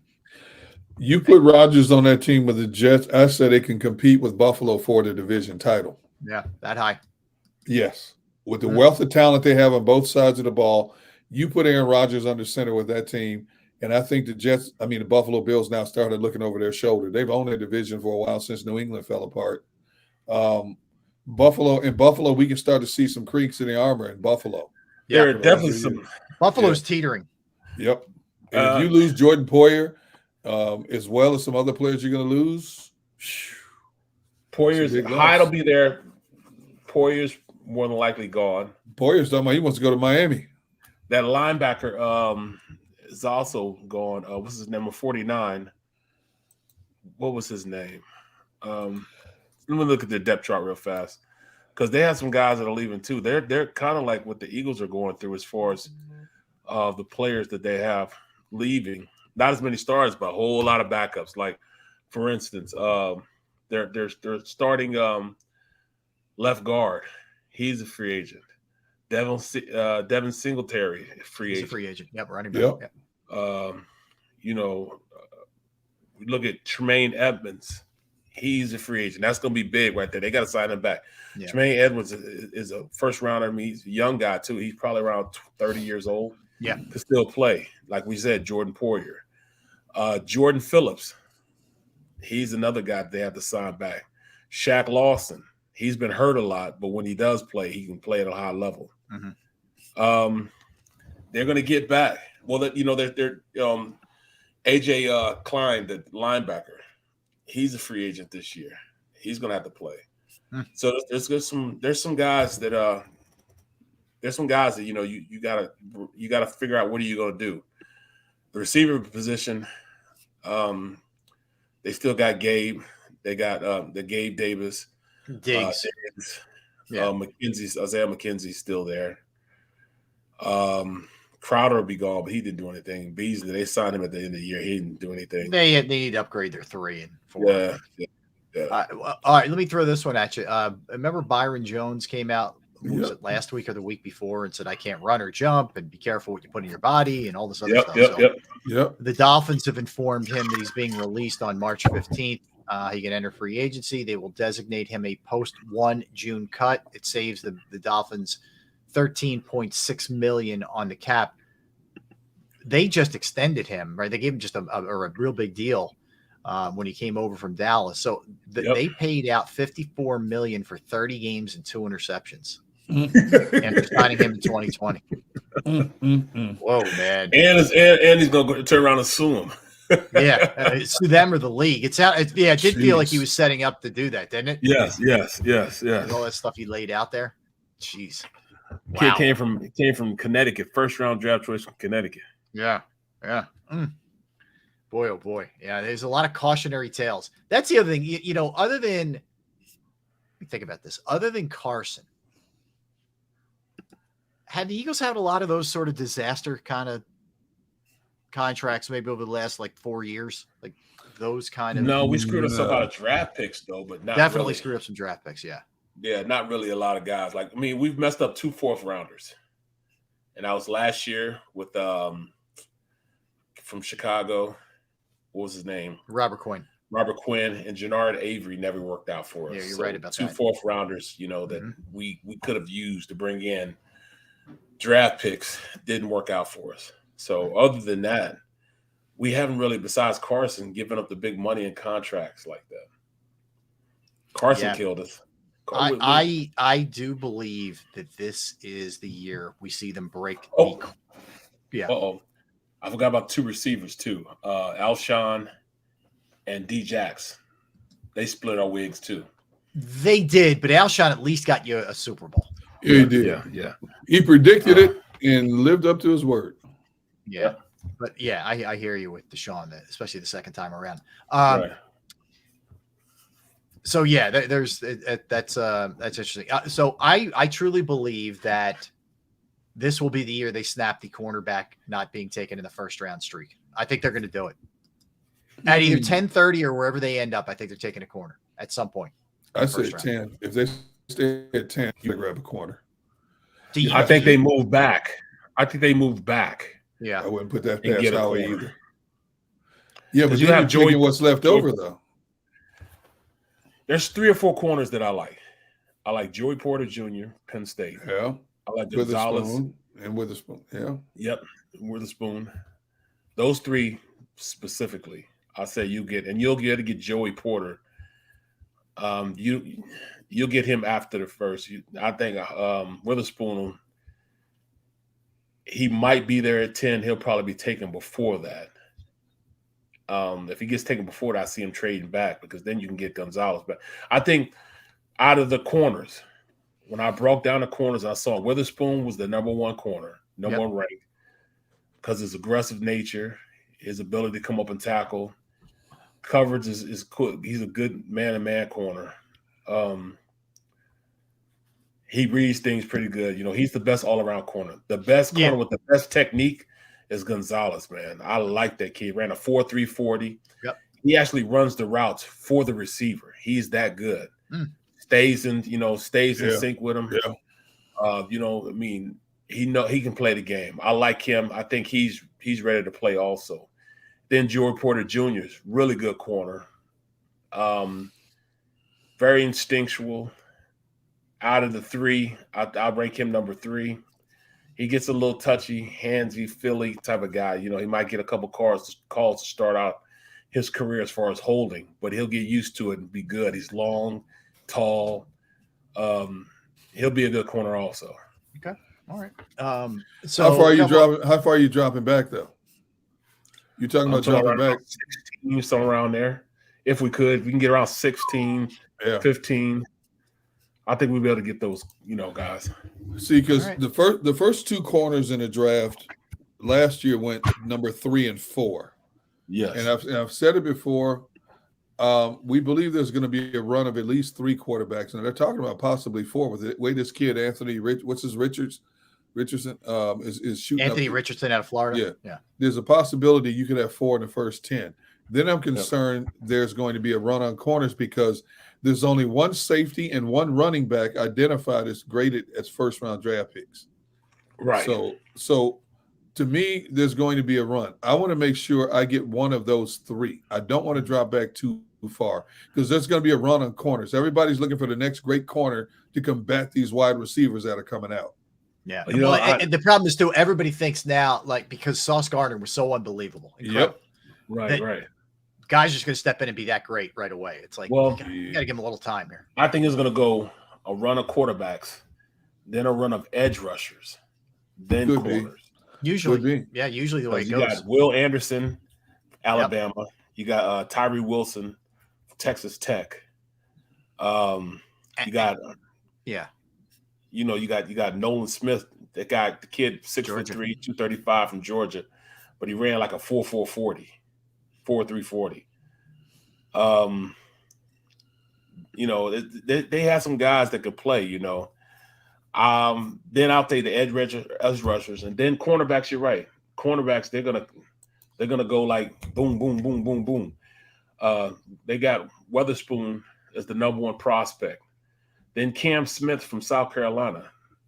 I haven't watched a lot of film on him. He didn't really jump out as well as the Christian Gonzalez did, or maybe Jordan Porter did, but I'm going to go back and check him out. A guy's moving up the ranks also is Kaylee Ringo from Georgia, number 5. Yep. This kid has great size, 6'2", 210, great athlete, and right now he's training with what's the cornerback used to be with the Legion of Boom? What's his name? Richard Sherman. He's training with Richard Sherman. So he's getting Richard Sherman wasn't fast, but he was a technician. Yeah. He's getting all his technique work with Richard Sherman right now, learning to play the game. And with his athletic talent and his ability to run, he ran a 4.340 also. Yep. Kelly Ringo, he ran a 4.340. He's going to move up through the ranks also. So there's some cornerbacks right there that you can that can play. I'm gonna look at a little Cam Smith film coming up here pretty soon. I'll give you an update on him. Okay. All right. Let me throw one name at you. Not a corner, but Jalen Carter. Oh, there's off the field baggage now. We know that, like serious stuff. But worth it. I'm saying he's sitting there, and all of a sudden it's 8, 9, and he's sitting there. Do you grab him as you view him as the best player over what may be a need at corner, and team him up with his old guy, his old bulldog, with Jordan Davis? Not now, but right now. Oh, you do it. Okay. No question about that. Yeah. I'm done in a New York minute, in a Philadelphia minute. Okay. I'm definitely doing that. He's that type of player. You're nasty on the interior then, if that's the case, if you're able to get, get those two guys. No question. I wonder by the time the draft gets around how much he's hurt by this stuff. I think it actually helps him that it came out now. As opposed to like a night or two before the draft. Yeah. Yep. Oh, Xander makes a point. If he has such baggage, why did the NFL invite him right back to the combine? Yeah, I think maybe some of that was. I know I want to come back and I don't know. Did he explain anything? I don't know if he did. Face my critics or face his critics. Yeah, or defend himself. Mm-hmm. Firsthand defend himself. Well, yeah, he said that you'll see that he'll be he said he's going to be exonerated from any maliciousness. That's what he says.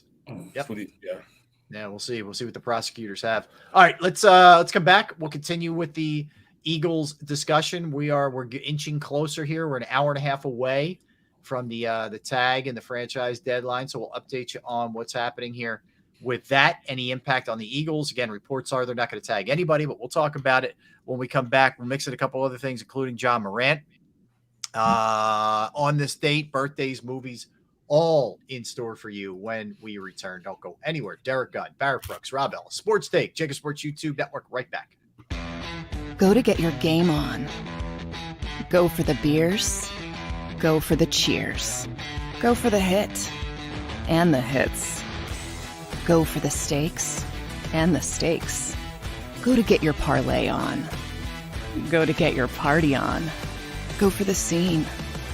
Go for the screens. Go for the gallery. Go for the win. Go to Ocean. Visit theoceanac.com to plan your visit. At Pond Lehocky, we've recovered billions of dollars for our clients, and we're confident we can do the same for you. With over 250 years of combined courtroom experience, we've helped over 100,000 injured clients obtain some of the largest settlements in Pennsylvania. One conversation is all it takes to help you and your family get back on track. If you've been injured in an accident, give Pond Lehocky a call. Hi everybody, my name's Jason Lombardi. I'm an inspector at DryTech. At DryTech we offer three major services, the first one being basement waterproofing. The second service we offer is foundation and structural repairs. And then the third service that we offer is mold remediation. If you feel you are having a waterproofing issue, give DryTech a call or check us out online.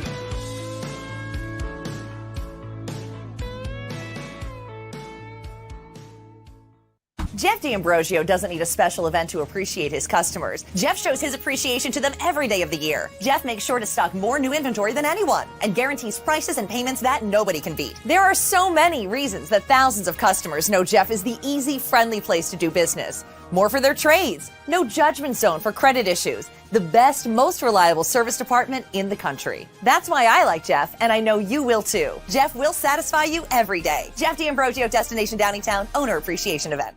We all know that taxes are just part of life. It's true during our working years, but also in retirement. But what you might not know is up to 85% of your Social Security benefits might be taxed. Our team at Thrive Financial has helped retire thousands of people across the Delaware Valley by asking questions they never knew they needed to ask, including how their Social Security benefits might be taxed. It's time to be proactive on taxes. Get your Thrive Retirement Tax Playbook today. Plan your day with confidence. Keep the umbrellas on hand. With Action News and AccuWeather. Numerous tornadoes. Your go-to team when severe weather strikes. The water is still rising. Keeping you prepared wherever you watch. Action News and AccuWeather, the team you trust.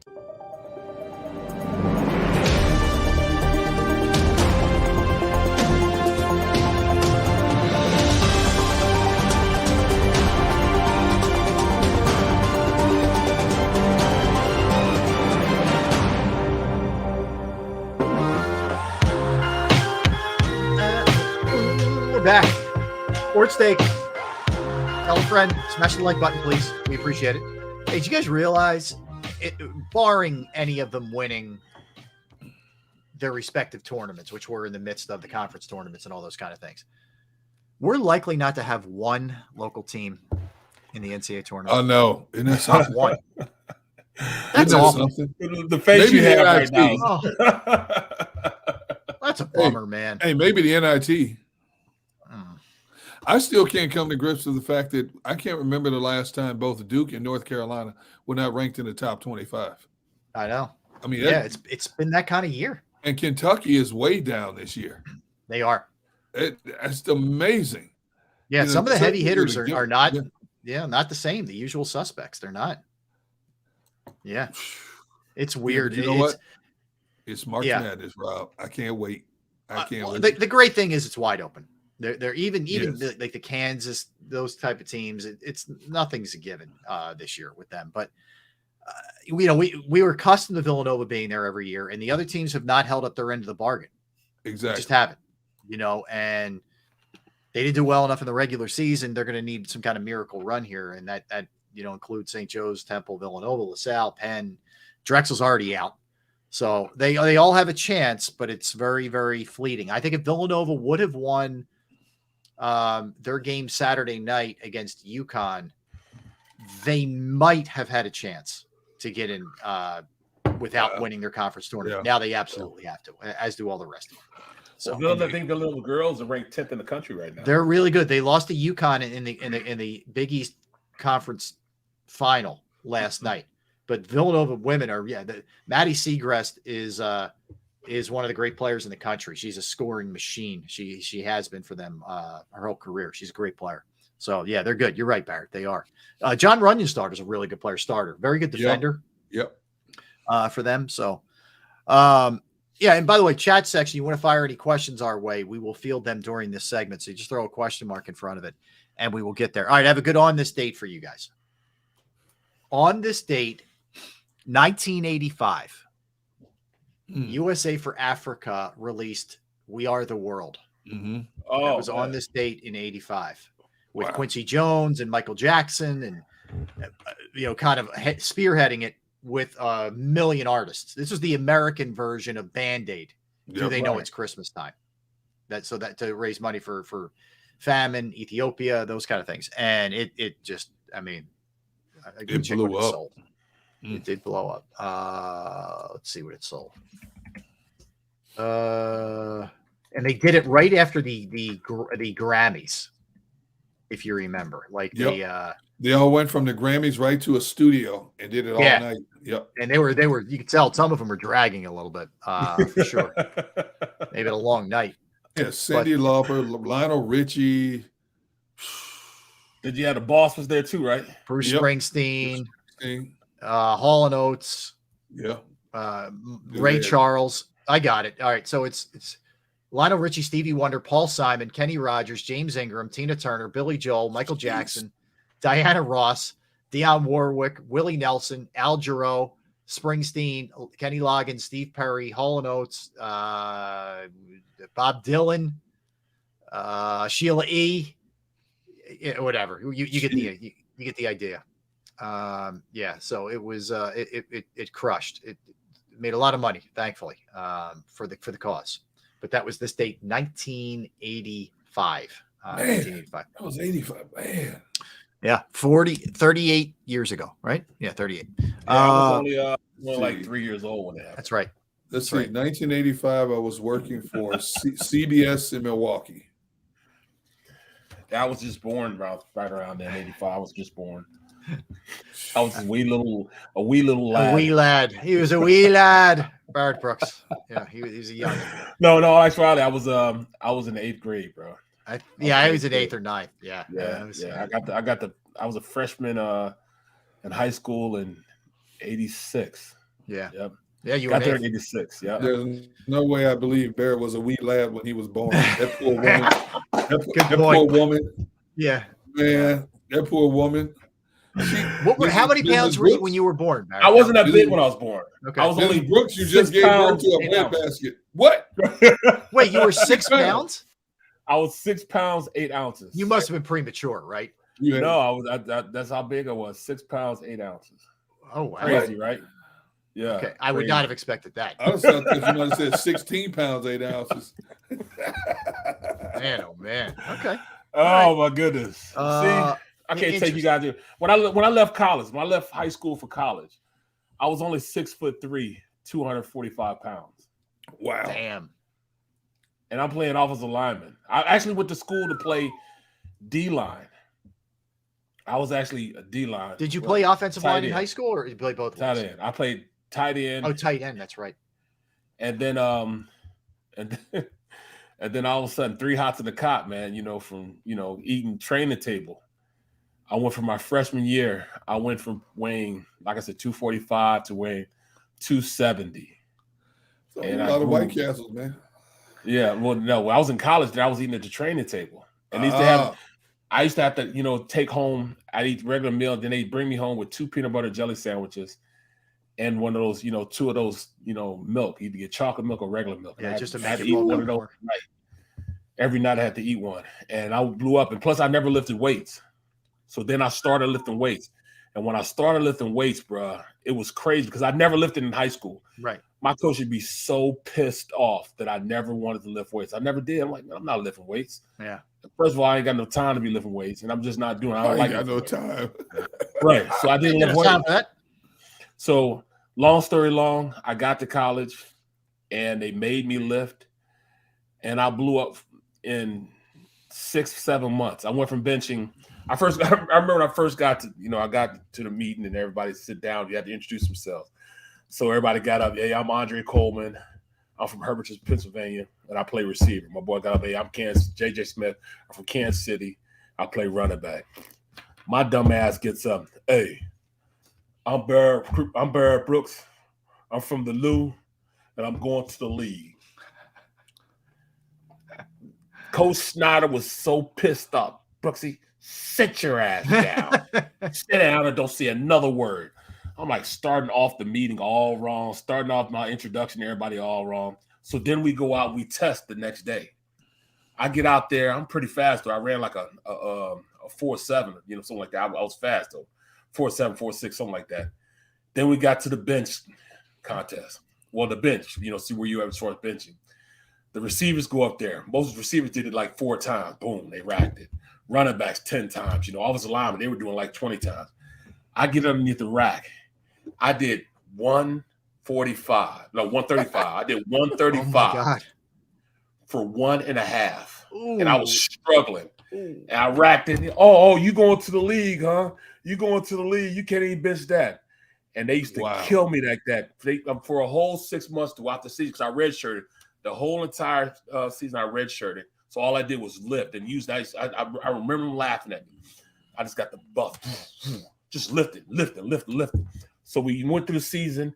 We got into the, since I redshirted, then we got to spring football. Yeah. I went from benching 135 for 1.5 to benching 375 in 7 months, 6 months, 7 months. Wow, man. I went to like 375. You know what I mean? I just started lifting just mad weights. I was squatting like 600 pounds. That's awesome, man. So when I came home for summer break. When I came home, I got to go home for like 2 weeks. Then they made me go back up to do summer school and lift weights and stuff like that, so I don't get in any trouble. I go home. I walk in the door. My pops looks at me. He said, "Hey, boy, you been taking them steroids or something, boy?" They make your Johnson small. I'm like, nah, pops. I'm just lifting weights, Pop. I'm just lifting weights, Pop. That's all I'm doing is lifting weights. Man. Dad's looking out for you. Right. I'm like, no, Pop. Oh, my goodness. So, no, I'm just lifting weights. 3 hots at the car, lifting weights. I said, okay, then. All right. Oh, my God. So based on something you said earlier, technically you've been annoying people since you were a teenager. I couldn't get that out of my head. So even at this stage of your life, that's the one constant in your life is that you've been getting under people's skin since you were 18. And I'm not a funny guy either. Never have been a funny guy. I'm not even a guy that likes to talk a lot. I don't know how I do this job because I don't like. If you see me everywhere else, I don't say 2 words. I'll go through my house. I don't say nothing. You know what I'm saying? I'm usually unless by he myself. gets around my family. That's not right. And then when I'm around you guys, I talk a lot. You know what I mean? You can't shut me up. That's what it's all about. I'm just quiet. I don't say a word. I sit in my garage, work on my cars, do all my stuff. Sit in front of these. You got to save it, man. You only got so many in you. So many bullets. Right. Like that tree. Every word you say, the tree branch comes of a tree. If we're not on TV, there are no leaves falling down. Believe that. That's right. That's right. Oh my God. All right, let's hit a couple here. Birthdays. We'll start with birthdays. Okay, so birthdays. First one out of the chute, we'll go Bryan Cranston, Breaking Bad. I'm actually watching his latest. It's called Your Honor on HBO, which is pretty good. Season 2. I like it a lot. I like it too. It's got a lot of plot twists. Yep. Things you didn't see coming at all. So he's 67. Jenna Fisher from The Office played Pam, is 49 years old today. Rachel Weisz, the actress, is 53. She's in a lot of stuff. Rachel Weisz. I loved her in the Mummy, those Mummy movies. She's very good in that. She's very good in that. Who cares about how good she was? I just loved her in the movie. Strong. No doubt. Strong. Who's this? Rachel Weisz. Oh, yeah, Rachel Weisz. Weisz. Yeah. Laura Prepon, who was in a lot of different stuff, the 70s show and Orange is the New Black, is 43 today. Actor Peter Sarsgaard is 52 today. Mm-hmm. Wanda Sykes, comedian actress, is 59 today. Yep. Daniel J. Travante, who played Farillo on Yep. Hill Street Blues. Great show back in the day. Yep. He's 83 today. Taylor Dane is 61. Tell it to my heart. Yvonne Lendl won 8 Grand Slams. Yep. Probably doesn't get the due he's, the justice due. He was a really great player. John Hurd, who was a good actor, was a real good character actor. He died a couple years ago. He was born in 1946.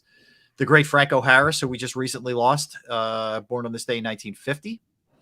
Willard Scott, the longtime weatherman, born on this day, 1934. Back in the day, Brian Gumbel tried to get him fired. He had a beef with Willard Scott, the weather Yeah, guy? because Willard Scott liked to do all these different sticks on his weathercast. Yeah. Happy Happy 100th to Mary from Idaho. And Brian Gumbel sent a memo to the bosses about why the show was losing viewership and that he thought that Willard Scott was a negative to the overall show success. Oh, wow. And to basically show that he had forgiven Gumbel for what he did, Willard Scott walked up to him live on the show and kissed him on the forehead as a way of forgiving him. But because of that, people were irate because Willard Scott was such a fan favorite. People were irate, and the numbers started to dip drastically after that on the show. It was a very popular show up until that point. But once the general public got wind of what Gumbel did, numbers went shoof. Oh, wow. Yep. Okay. Wow. I'm just here to inform. That's all I'm doing. I hear you. Lynn Swan is 71, Franco's old teammate. Mm-hmm. J.R. Richard, who would have been a great one, man. He had that stroke. I mean, man, he was nasty. Pitcher for the Astros, born in 1950. Joe Carter. Phillies fans will never forget Joe Carter. One of Rob's favorite enemies. Joe Carter. 63 years ago. He was born. He hit that thing in 1993. Still not over it. The walkway, huh? Oh God! All right. So, what do you guys have birthdays, and then we'll do some movies. You said Richard Lawson, right? No, Richard Lawson from Poltergeist. Also Okay. was Wag the Dog, really good actor. You said Tobias Menzies no. from Game of Thrones. Okay. Peter Vansgaard. He's 52, Man in Iron Mask. Yep. Brandon T. Jackson. Remember the second Big Mama's House? Mm-hmm. He played the son. Mm-hmm. He's 39 today. Okay. Steve Berline. Yeah, 58. That's right. 68. I thought he was 58. He's 68? Is he 50? I thought he was 68. Okay. I'm not playing when I was playing, man. Well, you about 60 what? 60. I'm guessing I think he's 58. I think he is 58. You are correct. 58. Right. Tammy Faye Baker. Oh, boy, the scandal that was. Jeez. Yeah, man. Marlon Mack, running back, used to be for the Colts. Yeah. 27. He's with Denver. Yeah. Yeah. Let me see. Ernie Isley. The Isley brothers. Yeah. Yeah. The guitarist. He's 71. Okay. All right. And that will be it. Gunnar, you have any? And then we'll Yeah, jump you in. got Matthew Vaughn, who's 52, the filmmaker for The Kingsman and X-Men's First Class. You have E.L. James, the author, 60 years old, wrote all the 50 Shades of Grey books. He did 5 of them and converted them. What does that actually mean, bro? I still don't know. 50 Shades of Grey? I have no idea. Me neither. I honestly never saw the movies. I know there was a lot of like. Sure, they you turn them on, and I just turn them right off. Rob lying. Tell me he ain't seen him. Rob has seen every movie on the plate. See, look at his face, Barry. No, He's sitting there lying on. I swear, I tell you if I saw it. I would recommend it if there were some good scenes. I haven't seen it. I'm telling you the truth. Yeah, okay. Hey, Rob, wink, wink. All right, no problem. Jesper Parnevik, the golfer. Yeah. 58. Michael Eisner, who is the CEO of the Walt Disney Corporation, he is 81. Okay. Peter Wolf, the lead vocalist for the Jay Giles Band. Yep. 77. Farrell Cooper, wide receiver of the Cardinals, 28. Ricky Prohl, the former wide receiver. Ricky, that's my dude. Yeah, he's 55. Jeff Kent, second baseman, played 17 years in the majors. He's 55. Tommy Kramer, the former quarterback, is 58.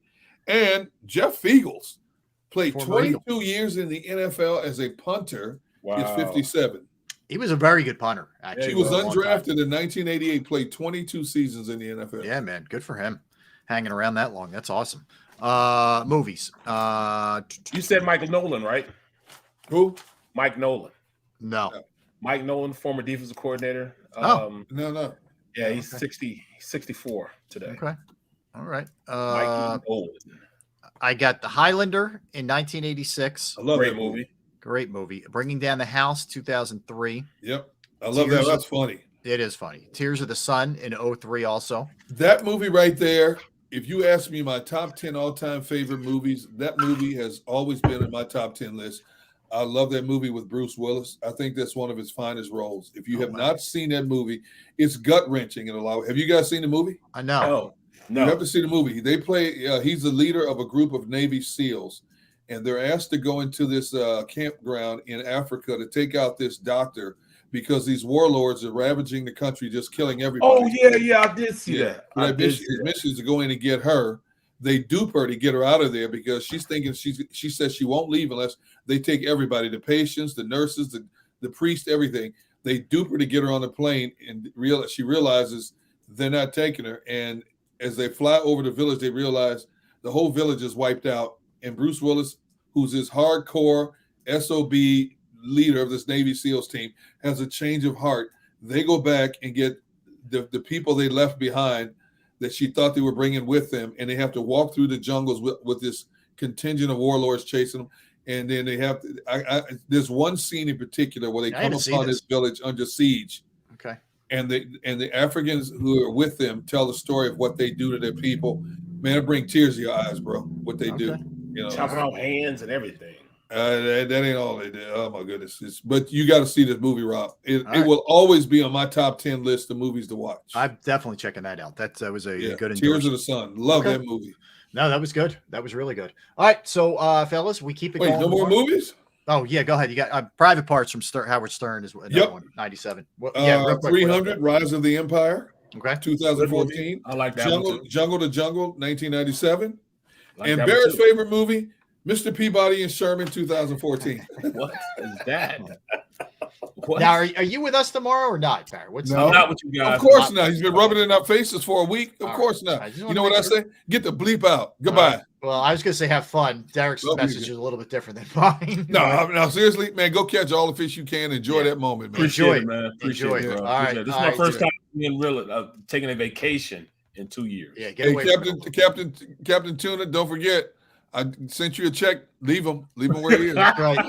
You know your instructions. Yeah. Bye, man. Bye, y'all. All right. So thanks to everybody for listening. Everybody chat section, everybody listening, everybody streaming. Don't get hooked in the butt. That's right. National Football Show coming your way. Derek and I back at it with you tomorrow. We're looking forward to it. Thanks for hanging with us today, everybody. For Derek Gunn, for Barrett Brooks, I'm Rob Ellis. Have a great day, everybody. We will see you tomorrow, same time. Go for the beers. Go for the cheers. Go for the hit and the hits. Go for the scene. Go for the screens. Go for the gallery. Go for the win. Go to Ocean.